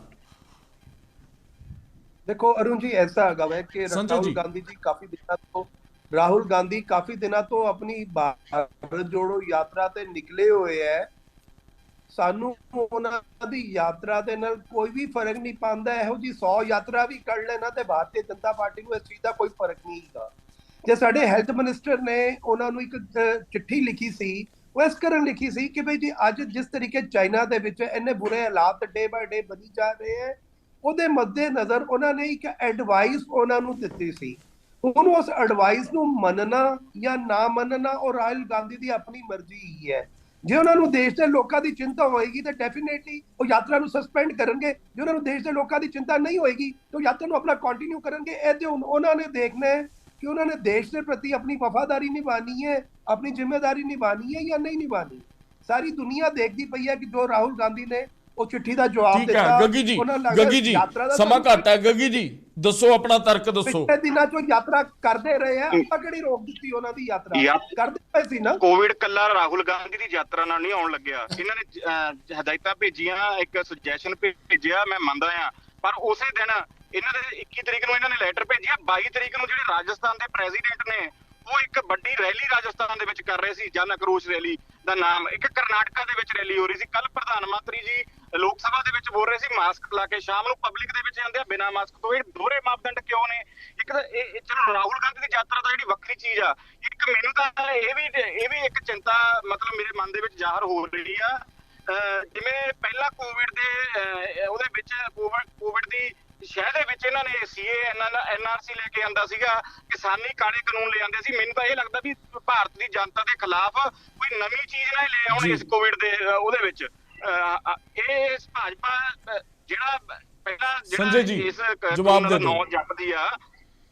ਪਹਿਲੀ ਗੱਲ ਇਹ ਹੈ ਕਿ ਰਾਹੁਲ ਗਾਂਧੀ ਨੂੰ ਕੋਈ ਇਨਸਟਰਕਸ਼ਨਸ ਨਹੀਂ ਦਿੱਤੀਆਂ ਗਈਆਂ ਕਿ ਉਹ ਯਾਤਰਾ ਨੂੰ ਕਰੇ। ਇੱਕ ਸਿਰਫ ਐਡਵਾਈਜ਼ਰੀ ਲੈਟਰ ਦਿੱਤੀ ਗਈ ਸੀ। ਉਹਨੂੰ ਮੰਨਣਾ ਜਾਂ ਨਾ ਮੰਨਣਾ ਉਹ ਰਾਹੁਲ ਗਾਂਧੀ ਦੀ ਮਰਜ਼ੀ ਹੈ। ਉਹਦਾ ਵੀ ਇੱਕ ਕਾਰਨ ਤੁਹਾਨੂੰ ਦੱਸ ਦਿੰਦਾ ਵਾਂ ਕਿ ਹਿਮਾਚਲ ਪ੍ਰਦੇਸ਼ ਦੇ ਸੀਐਮ ਨੇ ਪ੍ਰਾਈਮ ਮਿਨਿਸਟਰ ਕੋਲੋਂ ਟਾਈਮ ਮੰਗਿਆ ਹੈਗਾ ਸੀ ਮੀਟਿੰਗ ਵਾਸਤੇ, ਕਿ ਉਹ ਕਰੋਨਾ ਪੋਜ਼ਿਟਿਵ ਨਿਕਲ ਆਏ ਮੀਟਿੰਗ ਤੋਂ ਪਹਿਲੇ। ਉਹ ਮੀਟਿੰਗ ਤੋਂ ਇੱਕ ਦਿਨ ਪਹਿਲੇ ਰਾਹੁਲ ਗਾਂਧੀ ਦੀ ਯਾਤਰਾ ਦੇ ਵਿੱਚ ਹੋ ਕੇ ਆਏ ਸੀ, ਤੇ ਇਸ ਚੀਜ਼ ਦਾ ਅੰਦੇਸ਼ਾ ਵੀ ਲੱਗਦਾ ਪਿਆ ਸੀ ਕਿ ਕੋਈ ਨਾ ਕੋਈ ਜਿਹੜੇ ਇੰਨੇ ਬੰਦੇ ਯਾਤਰਾ 'ਚ ਚੱਲਦੇ ਪਏ ਹੈ, ਕੋਈ ਇੱਕ ਬੰਦਾ ਵੀ ਗਲਤੀ ਨਾਲ ਪੋਜ਼ਿਟਿਵ ਹੋਇਆ। ਔਰ ਜਿਸ ਤਰੀਕੇ ਇਹ ਵਾਇਰਸ ਬਹੁਤ ਤੇਜ਼ੀ ਨਾਲ ਫੈਲਦਾ ਹੈਗਾ, ਉਹਦੇ ਮੱਦੇ ਨਜ਼ਰ ਇੱਕ ਐਡਵਾਈਜ਼ਰੀ ਬੇਸਿਕਲੀ ਰਾਹੁਲ ਗਾਂਧੀ ਨੂੰ ਦਿੱਤੀ ਗਈ ਹੈ। ਬਾਕੀ ਤਾਂ ਉਹਨਾਂ ਦੀ ਇੱਛਾ ਹੈਗੀ ਹੈ, ਜੋ ਉਹਨਾਂ ਨੂੰ ਲੱਗਦਾ ਹੈਗਾ ਕਿ ਕਰੋਨਾ ਦਾ ਕੋਈ ਇਫੈਕਟ ਨਹੀਂ ਹੈਗਾ, ਸਰਕਾਰ ਦੇ ਪ੍ਰੋਟੋਕਾਲ ਨੂੰ ਉਹਨਾਂ ਨੇ ਨਹੀਂ ਫੋਲੋ ਕਰਨਾ, ਉਹਨਾਂ ਦੀ ਮਰਜ਼ੀ, ਉਹ ਜਾਰੀ ਆਪਣਾ ਕੰਟੀਨਿਊ ਕਰਨ। ਸਰਕਾਰ ਦਾ ਕੰਮ ਠੀਕ ਹੈ ਸੰਜੇ ਜੀ, ਵਾਪਸ ਆਣਾ ਮੈਂ। ਮਲਹੋਤਰਾ ਜੀ ਕੁਝ ਕਹਿਣਾ ਚਾਹ ਰਹੇ ਨੇ। ਮਲਹੋਤਰਾ ਜੀ ਆਪਣੀ ਗੱਲ ਰੱਖੋ। ਮੈਂ ਸਾਰੇ ਭੈਣਾਂ ਭਰਾਵਾਂ ਨੂੰ ਬੇਨਤੀ ਕਰਨਾ ਚਾਹੁੰਦਾ ਕਿ ਜਦੋਂ ਦੇਸ਼ ਤੇ ਸਮਾਜ ਤੇ ਕੋਈ ਮੁਸੀਬਤ ਆਉਂਦੀ ਹੈ ਤਾਂ ਇਕੱਠੇ ਹੋ ਕੇ ਉਸ ਮੁਸੀਬਤ ਨਾਲ ਲੜੀਏ। ਆਪਾਂ ਓਛੀ ਰਾਜਨੀਤੀ ਨਾ ਕਰੀਏ। ਚਾਹੇ ਉਹ ਰਾਹੁਲ ਗਾਂਧੀ ਦੀ ਯਾਤਰਾ ਹੈਗੀ ਹੈ, ਜੇ ਦੇਸ਼ ਸਾਨੂੰ ਪਤਾ ਕਿ ਜਦੋਂ ਲੋਕ ਇਕੱਠੇ ਹੁੰਦੇ ਤਾਂ ਫੈਲਦੀ ਹੈ, ਲੋਕ ਇੱਕ ਜਗ੍ਹਾ ਤੋਂ ਦੂਜੀ ਜਗ੍ਹਾ ਜਾਂਦੇ ਆ ਤਾਂ ਫੈਲਦੀ ਹੈ, ਤਾਂ ਉਸ ਵਿੱਚ ਉਸ ਨੂੰ ਥੋੜੀ ਦੇਰ ਦੇ ਲਈ ਰੋਕ ਦੇਣ ਵਿੱਚ ਕੋਈ ਹਰਜ ਨਹੀਂ ਹੈਗਾ। ਔਰ ਪਰ ਕੁਲਜੀਤ ਜੀ ਦੀ ਇਸ ਗੱਲ ਨਾਲ ਵੀ ਮੈਂ ਸਹਿਮਤ ਹਾਂ ਕਿ ਪਿਛਲੀ ਵਾਰੀ ਕਰੋਨਾ ਦੇ ਦੌਰਾਨ ਹੀ ਭਾਜਪਾ ਜਿਹੜੀ ਹੈ ਉਹ 3 ਖੇਤੀ ਕਾਨੂੰਨ ਲੈ ਆਈ ਸੀਗੀ। ਸੋ ਇਹੋ ਜਿਹਾ ਧੋਖਾ ਵੀ ਲੋਕਾਂ ਦੇ ਨਾਲ ਨਹੀਂ ਹੋਣਾ ਚਾਹੀਦਾ। ਤਾਂ ਆਪਾਂ ਸੱਚੇ ਮਨ ਦੇ ਨਾਲ ਜੇ ਸੇਵਾ ਕਰਨ ਆਏ ਆ ਤਾਂ ਸੱਚੇ ਮਨ ਦੇ ਨਾਲ ਸੇਵਾ ਕਰੀਏ, ਤਾਂ ਕਿ ਲੋਕਾਂ ਦੀ ਜ਼ਿੰਦਗੀ ਬਿਹਤਰ ਹੋਏ, ਨਾ ਕਿ ਉਹਨਾਂ ਦੇ ਇੱਕ ਮੁਸੀਬਤ ਪਈ ਹੋਏ ਤੇ ਆਪਾਂ ਉਸ ਦਾ ਮੌਕਾ ਲੈ ਕੇ ਦੂਜੀ ਮੁਸੀਬਤ ਉਹਨਾਂ ਲਈ ਠੀਕ ਹੈ ਮਲਹੋਤਰਾ ਜੀ, ਮੈਂ ਵਾਪਸ ਆਣਾ। ਖਰਬੰਦਾ ਜੀ ਵੀ ਬੈਠੇ ਨੇ, ਕੇਪੀ ਸ਼ਰਮਾ ਜੀ ਵੀ ਬੈਠੇ ਨੇ। ਮੇਰਾ ਇੱਕ ਸਵਾਲ ਹੈਗਾ ਮਲਹੋਤਰਾ ਜੀ, ਤੁਹਾਨੂੰ ਸਵਾਲ ਹੈਗਾ ਮੇਰਾ। ਖਰਬੰਦਾ ਜੀ ਆਣਾ ਤੁਹਾਡੇ ਕੋਲ ਮੈਂ ਵਾਪਸ। ਸ਼ਹੀਦੀ ਸਭਾ ਹੈਗੀ ਆ ਫਤਿਹਗੜ੍ਹ ਸਾਹਿਬ, ਚਮਕੌਰ ਸਾਹਿਬ ਸਮਾਪਤ ਹੋ ਚੁੱਕੀ ਆ। ਦਸ਼ਮ ਪਿਤਾ ਸ਼੍ਰੀ ਗੁਰੂ ਗੋਬਿੰਦ ਸਿੰਘ ਜੀ ਦੇ ਛੋਟੇ ਸਾਹਿਬਜ਼ਾਦੇ ਬਾਬਾ ਜੋਰਾਵਰ ਸਿੰਘ, ਬਾਬਾ ਫਤਿਹ ਸਿੰਘ ਦੀ ਜਿਹੜੀ ਸ਼ਹਾਦਤ ਨੂੰ ਸਮਰਪਿਤ ਇੱਕ ਸ਼ਹੀਦੀ ਸਭਾ ਫਤਿਹਗੜ੍ਹ ਸਾਹਿਬ ਦੇ ਵਿੱਚ ਸ਼ੁਰੂ ਹੋਣ ਜਾ ਰਹੀ ਆ। ਲੱਖਾਂ ਦੀ ਤਾਦਾਦ ਦੇ ਵਿੱਚ ਉੱਥੇ ਸ਼ਰਧਾਲੂ ਪਹੁੰਚਦੇ ਨੇ ਨਮਨ ਕਰਨ, ਦੁਨੀਆ ਭਰ ਤੋਂ ਪਹੁੰਚਦੇ ਨੇ। ਸੋ ਦੇਖੋ ਸਭਾ ਉਹ ਇੱਕ ਐਸਾ ਮੰਜ਼ਰ ਹੁੰਦਾ, ਲੋਕ ਸ਼ਰਧਾਂਜਲੀ ਦੇਣ ਜਾਂਦੇ ਨੇ, ਕਿਉਂਕਿ ਬਹੁਤ ਵੱਡੀ ਕੁਰਬਾਨੀ ਆ। 7 ਤੇ 9 ਸਾਲ ਦੇ ਸੀਗੇ ਛੋਟੇ ਸਾਹਿਬਜ਼ਾਦੇ, ਜਿਨ੍ਹਾਂ ਨੇ ਆਪਣੀ ਧਰਮ ਖਾਤਰ, ਆਪਣੀ ਅਣਖ ਖਾਤਰ ਆਪਣੀਆਂ ਜਾਨਾਂ ਕੁਰਬਾਨ ਕਰਤੀਆਂ ਸੀ। ਮਾਤਾ ਗੁਜਰੀ ਦੀ ਵੀ ਸ਼ਹਾਦਤ ਹੋਈ ਸੀਗੀ। ਇਹਨਾਂ ਨੇ ਦੀਵਾਰਾਂ ਦੇ ਵਿੱਚ ਆਪਣੇ ਆਪ ਨੂੰ ਚਣਵਾਤਾ ਸੀਗਾ ਮੁਗਲਾਂ ਹੱਥੋਂ। ਸੋ ਵੱਡੀ ਸ਼ਹਾਦਤ ਸੀਗੀ, ਸ਼ਰਧਾਂਜਲੀ ਦੇਣੀ ਬਣਦੀ ਵੀ ਆ, ਅਸੀਂ ਵੀ ਸਤਿਕਾਰ ਕਰਦੇ ਹਾਂ। ਪਰੰਤੂ ਸਰਕਾਰ ਵੱਲੋਂ ਲੋਕਾਂ ਨੂੰ ਕੋਈ ਵੱਖਰੇ ਤੌਰ ਤੇ ਅਪੀਲ ਕੀਤੀ ਗਈ ਹੈ, ਕਿਉਂਕਿ ਵੱਡਾ ਇਕੱਠ ਹੁੰਦਾ, ਲੱਖਾਂ ਹੀ ਲੋਕ ਪਹੁੰਚਦੇ ਨੇ ਇਸ ਸਭਾ ਦੇ ਵਿੱਚ। ਦੇਖੋ, ਇਹ ਜਿਹੜਾ ਸ਼ਹੀਦੀ ਜੋੜ ਮੇਲ ਹੈਗਾ ਹੈ, ਉਹ ਪੰਜਾਬ ਦੇ ਲੋਕਾਂ ਦੀਆਂ ਭਾਵਨਾਵਾਂ ਦੇ ਨਾਲ ਜੁੜਿਆ ਹੋਇਆ ਹੈਗਾ, ਔਰ ਬੜਾ ਵੱਡਾ ਇਹ ਸਾਕਾ ਪੰਜਾਬ ਦੇ ਵਿੱਚ ਹੋਇਆ ਸੀ, ਜਿਸ ਨੂੰ ਸਾਰੀ ਦੁਨੀਆ ਮੰਨਦੀ ਹੈਗੀ। ਠੀਕ ਹੈ ਜੀ। ਸੋ ਦੇਖੋ, ਲੋਕ ਉੱਥੇ ਆਪਣੀ ਭਾਵਨਾ ਕਰਕੇ ਇਕੱਠੇ ਹੋਏ ਨੇ ਔਰ ਹੁੰਦੇ ਰਹਿਣਗੇ। ਪਰ ਪੰਜਾਬ ਸਰਕਾਰ ਵੱਲੋਂ ਜਿਹੜੀ ਹਿਦਾਇਤ ਹੈਗੀ ਹੈ ਜਾਂ ਜਿਹੜੀ ਸਲਾਹ ਹੈਗੀ ਆ, ਉਹ ਸਾਰੀ ਪਬਲਿਕ ਨੂੰ ਇਨ ਜਨਰਲ ਹੈਗੀ ਹੈ ਕਿ ਜਿੱਥੇ ਤੱਕ ਹੋ ਸਕੇ ਜਿਹੜਾ ਉਹ ਗੈਦਰਿੰਗ ਜਾਂ ਕਲੋਜ਼ ਯਾਨੀ ਕਿ ਸੋਸ਼ਲ ਡਿਸਟੈਂਸਿੰਗ ਜਿਹੜੀ ਹੈ ਮੇਨਟੇਨ ਕੀਤੀ ਜਾਏ। ਸੋ ਇਹ ਹੁਣ ਲੋਕਾਂ ਨੇ ਦੇਖਣਾ ਹੈਗਾ ਕਿ ਉਹ ਕਿਸ ਹੱਦ ਤੱਕ ਉਹ ਮੇਨਟੇਨ ਕਰਦੇ ਹੈਗੇ ਹੈ। ਜੇ ਆਪਾਂ ਇਸ ਪ੍ਰੀਕਾਸ਼ਨਸ ਲਵਾਂਗੇ ਤਾਂ ਕਰੋਨਾ ਦੇ ਪ੍ਰਕੋਪ ਤੋਂ ਬਚੇ ਰਵਾਂਗੇ ਜੀ। ਬਿਲਕੁਲ ਬਿਲਕੁਲ। ਇਸ ਵਾਰ ਮੈਂ ਇਹ ਵੀ ਮਲਹੋਤਰਾ ਜੀ ਪੁੱਛਣਾ ਚਾਹੁੰਦਾ, ਪਿਛਲੇ ਸਮੇਂ ਦੌਰਾਨ ਅਸੀਂ ਦੇਖਦੇ ਰਹੇ ਹਾਂ ਸ਼ਹੀਦੀ ਸਭਾ ਦੌਰਾਨ ਸਿਆਸੀ ਕਾਨਫਰੰਸਾਂ ਹੁੰਦੀਆਂ ਸੀਗੀਆਂ, ਪਰੰਤੂ ਪਿਛਲੀ ਵਾਰ ਵੀ ਪਰਹੇਜ਼ ਕੀਤਾ ਗਿਆ ਸੀਗਾ। ਸੋ ਉਹਦੇ ਬਾਰੇ ਤੁਸੀਂ ਕੁਝ ਕਹੋਗੇ? ਸਰਕਾਰ ਵੱਲੋਂ ਇਸ ਵਾਰ ਸਿਆਸੀ ਕਾਨਫਰੰਸ ਹੋਏਗੀ, ਕਿਉਂਕਿ ਪਿਛਲੀ ਵਾਰ ਬਾਕੀ ਪਾਰਟੀਆਂ ਨੇ ਤਾਂ ਨਹੀਂ ਕੀਤੀ, ਪਰੰਤੂ ਸ਼੍ਰੋਮਣੀ ਅਕਾਲੀ ਦਲ ਅੰਮ੍ਰਿਤਸਰ ਵੱਲੋਂ ਇੱਕ ਸਮਾਗਮ ਜ਼ਰੂਰ ਕੀਤਾ ਗਿਆ ਸੀਗਾ। ਦੇਖੋ, ਨਿੱਜੀ ਤੌਰ ਤੇ ਹੁਣ ਕਿਉਂਕਿ ਕਰੋਨਾ ਦਾ ਸਮਾਂ ਹੈਗਾ, ਇਸ ਨੂੰ ਮੁੱਖ ਰੱਖਦੇ ਹੋਏ ਮੈਂ ਮਹਿਸੂਸ ਕਰਦਾ ਹਾਂ ਕਿ ਕਿਸੇ ਵੀ ਪਾਰਟੀ ਨੂੰ ਸਿਆਸੀ ਕਾਨਫਰੰਸ ਨਹੀਂ ਕਰਨੀ ਚਾਹੀਦੀ। ਲੋਕ ਆਪਣੀ ਸ਼ਰਧਾ ਦੇ ਕਰਕੇ ਉੱਥੇ ਜਾਂਦੇ ਹੈਗੇ ਹੈ, ਸੋ ਉਹ ਠੀਕ ਹੈ, ਉਹਨਾਂ ਦੇ ਮਨ ਦੀ ਭਾਵਨਾ ਬਹੁਤ ਮਜ਼ਬੂਤ ਹੈਗੀ ਹੈ, ਬਹੁਤ ਸਟਰੋਂਗ ਹੈਗੀ ਹੈ, ਪਰ ਸਿਆਸੀ ਜਿਹੜੀਆਂ ਮੀਟਿੰਗਸ ਹੈਗੀਆਂ ਉਹਨਾਂ ਨੂੰ ਅਵੋਇਡ ਕੀਤਾ ਜਾ ਸਕਦਾ ਜੀ। ਬਿਲਕੁਲ, ਕਿਉਂਕਿ ਹਰੇਕ ਵਿਅਕਤੀ ਦਾ ਮਨੋਬਲ ਜਿਹੜਾ ਮਜ਼ਬੂਤ ਹੋਣਾ ਚਾਹੀਦਾ, ਤਾਂ ਕਰੋਨਾ ਕੀ ਕੋਈ ਵੀ ਵੱਡੀ ਸ਼ਕਤੀ ਉਸ ਵਿਅਕਤੀ ਦਾ ਕੁਝ ਨਹੀਂ ਵਿਗਾੜ ਸਕਦੀ। ਖਰਬੰਦਾ ਜੀ, ਠੀਕ ਕਹਿ ਰਿਹਾ ਮੈਂ? ਕੁਝ ਹੱਦ ਤੱਕ ਠੀਕ ਹੋ। ਮੈਂ ਇਹ ਚਾਹੁੰਦਾ ਸੀ ਕਿ ਪੋਲੀਟੀਸਾਈਜ਼ ਨਾ ਕੀਤਾ ਜਾਏ, ਐਕਸਪਰਟਸ ਦੀ ਸਲਾਹ ਲਈ ਜਾਏ। ਹਲੇ ਸਾਡੀ ਜਿੰਨੀ ਵੀ ਫੈਟਰਨਿਟੀ ਹੈ ਉਹ ਇਹ ਕਹਿ ਰਹੀ ਹੈ ਕਿ ਸਿਰਫ ਇਮਿਊਨੋ ਕੰਪਰੋਮਾਈਜ਼ਡ ਲੋਕ, ਕੋਮਾਰਬਿਡ ਲੋਕ, ਜਿਹੜੇ ਸੀਰੀਅਸ ਡਿਜ਼ੀਜ਼ਸ ਤੋਂ ਆਲਰੇਡੀ ਗ੍ਰਸਤ ਨੇ, ਉਹਨਾਂ ਲਈ ਖਤਰਾ ਹੈ, ਬਾਕੀਆਂ ਲਈ ਖਤਰਾ ਨਹੀਂ ਹੈ। तो ये सोच समझ के काम किया जाए। देखो, जीडीपी पहले ही डाउन गई हुई है, तुसी बंद नहीं कर सकते। हालातां च दे नाल एक्सपर्ट्स की सलाह लैके, हाँ, डे बाय डे सरकार नूं चाहिए अपनी मैडिकल एक्सपर्ट कमेटी तो WHO तो गाइडलाइन रोज आ रही ने, उन्हां गाइडलाइन के तहत ही ये मीटिंग हुई। सो एक्सपर्ट्स की सलाह लो, ये पॉलिटिक्स का मामला नहीं है। कोविड नूं पॉलिटिक्स तो दूर रखना चाहिए, चाहे वो कोई पार्टी हो, ये जरूरी है। ਫਿਲਹਾਲ ਲੋਕਾਂ ਦੇ ਮਨਾਂ ਦੇ ਵਿੱਚ ਖਰਬੰਦਾ ਜੀ ਬਹੁਤ ਵੱਡੇ ਵੱਡੇ ਸਵਾਲ ਹੈਗੇ ਨੇ ਕਿ ਸਾਡੇ ਕੰਮ ਤੇ ਮੁੜ ਤੋਂ ਅਸਰ, ਕਿਉਂਕਿ ਪਿਛਲਾ ਜਿਹੜਾ ਕਰੋਨਾ ਦਾ ਸੇਕ ਸੀਗਾ ਉਹ ਹਜੇ ਤੱਕ ਲੋਕ ਚੱਲ ਰਹੇ ਨੇ, ਲੋਕ ਫਾਈਨੈਂਸ਼ੀਅਲੀ ਮਾਰ ਚੱਲ ਰਹੇ ਨੇ, ਵੱਡਾ ਲੋਕ ਬਹੁਤ ਪਰੇਸ਼ਾਨ ਨੇ। ਹੁਣ ਲੋਕਾਂ ਦੇ ਮਨਾਂ ਦੇ ਵਿੱਚ ਇਹ ਵੀ ਸਵਾਲ ਹੈਗਾ ਕਿ ਸਾਡੇ ਬੱਚਿਆਂ ਨੂੰ ਤਾਂ ਨਹੀਂ ਕਰੋਨਾ ਹੋ ਜਾਏਗਾ, ਇਹਦੇ ਬਾਰੇ ਥੋੜੀ ਜਾਣਕਾਰੀ ਦਿਓ। 12 ਸਾਲ ਤੋਂ ਘੱਟ ਬੱਚਿਆਂ ਨੂੰ ਨਹੀਂ ਹੁੰਦਾ ਕਰੋਨਾ, ਜੇ ਹੁੰਦਾ ਵੀ ਇੱਕ ਦਿਨ ਦੇ ਜ਼ੁਕਾਮ ਨਾਲ ਖਤਮ ਹੋ ਜਾਂਦਾ ਹੈ, ਤਾਂ ਹੀ ਵੈਕਸੀਨ ਨਾਲ। ਹਾਂ, ਇੱਕ ਗੱਲ ਹੈ ਕਿ ਜਦੋਂ 12 ਦੀ ਵੈਕਸੀਨ ਸ਼ੁਰੂ ਹੋਈ ਸੀ ਉਦੋਂ ਕੋਵਿਡ ਥੰਮ ਗਿਆ ਸੀ, ਇਸ ਕਰਕੇ ਵੈਕਸੀਨ ਘੱਟ ਲੱਗੀ ਹੈ। ਤੇ ਸਾਡੀ ਅਪੀਲ ਹੈ ਜਿਹਨੂੰ ਵੀ ਵੈਕਸੀਨ ਨਹੀਂ ਲੱਗੀ, 12 ਸਾਲ ਤੋਂ ਉੱਪਰ ਦੇ ਹਰ ਇਨਸਾਨ ਨੂੰ ਆਪਣੀ ਵੈਕਸੀਨੇਸ਼ਨ ਪੂਰੀ ਕਰਵਾ ਲੈਣੀ ਚਾਹੀਦੀ ਹੈ ਤੇ ਬੂਸਟਰ ਡੋਜ਼ ਵੀ ਲੈ ਲੈਣਾ ਚਾਹੀਦਾ ਹੈ। ਹਾਂ, ਇੱਕ ਗੱਲ ਹੋਰ, ਬੱਚਿਆਂ ਨੂੰ ਬਿਲਕੁਲ ਮਾਮੂਲੀ ਬੱਚਿਆਂ ਦੀ ਗੱਲ ਚੱਲ ਰਹੀ ਹੈ, ਮੈਂ ਬੱਚਿਆਂ ਦਾ ਇੱਕ ਸਵਾਲ ਤੁਹਾਨੂੰ ਲੈਣਾ ਚਾਹੁੰਦਾ। ਬੱਚੇ, ਤੁਸੀਂ ਕਹਿ ਰਹੇ ਹੋ ਵੀ ਜ਼ੁਕਾਮ ਹੋ ਕੇ ਉਹ ਠੀਕ ਹੋ ਜਾਂਦਾ, ਕਿਉਰ ਹੋ ਜਾਂਦਾ ਬੱਚਾ। ਮੰਨ ਲਓ ਬੱਚਾ ਮੇਰਾ ਜਾਂ ਕਿਸੇ ਦਾ ਵੀ ਪਾਰਕ ਦੇ ਵਿੱਚ ਖੇਡਣ ਗਿਆ, ਉਹ ਕਿਸੇ ਹੋਰ ਬੱਚੇ ਦੇ ਸੰਪਰਕ ਦੇ ਵਿੱਚ ਆਉਂਦਾ ਜਿਹਦੀ ਫੈਮਿਲੀ ਵਿਦੇਸ਼ ਤੋਂ ਆਈ ਹੈ।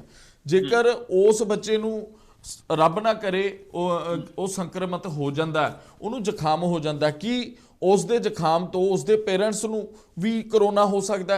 ਕਿਉਂਕਿ ਉਹਦੇ ਸਿੱਟੇ ਨੇ ਜਿਹੜੇ ਲੱਛਣ ਨੇ ਉਹਨਾਂ ਦੇ ਪੇਰੈਂਟਸ ਤੇ ਆਣਗੇ। ਤੁਸੀਂ ਕਿਹਾ ਵੀ ਬੱਚੇ ਨੂੰ ਨਹੀਂ ਹੋਏਗਾ। ਨਹੀਂ, ਮੈਂ ਇਹ ਨਹੀਂ ਕਿਹਾ ਬੱਚੇ ਨੂੰ, ਮੈਂ ਇਹ ਕਿਹਾ ਬੱਚੇ ਨੂੰ ਸੀਵੀਅਰ ਨਹੀਂ ਹੁੰਦਾ।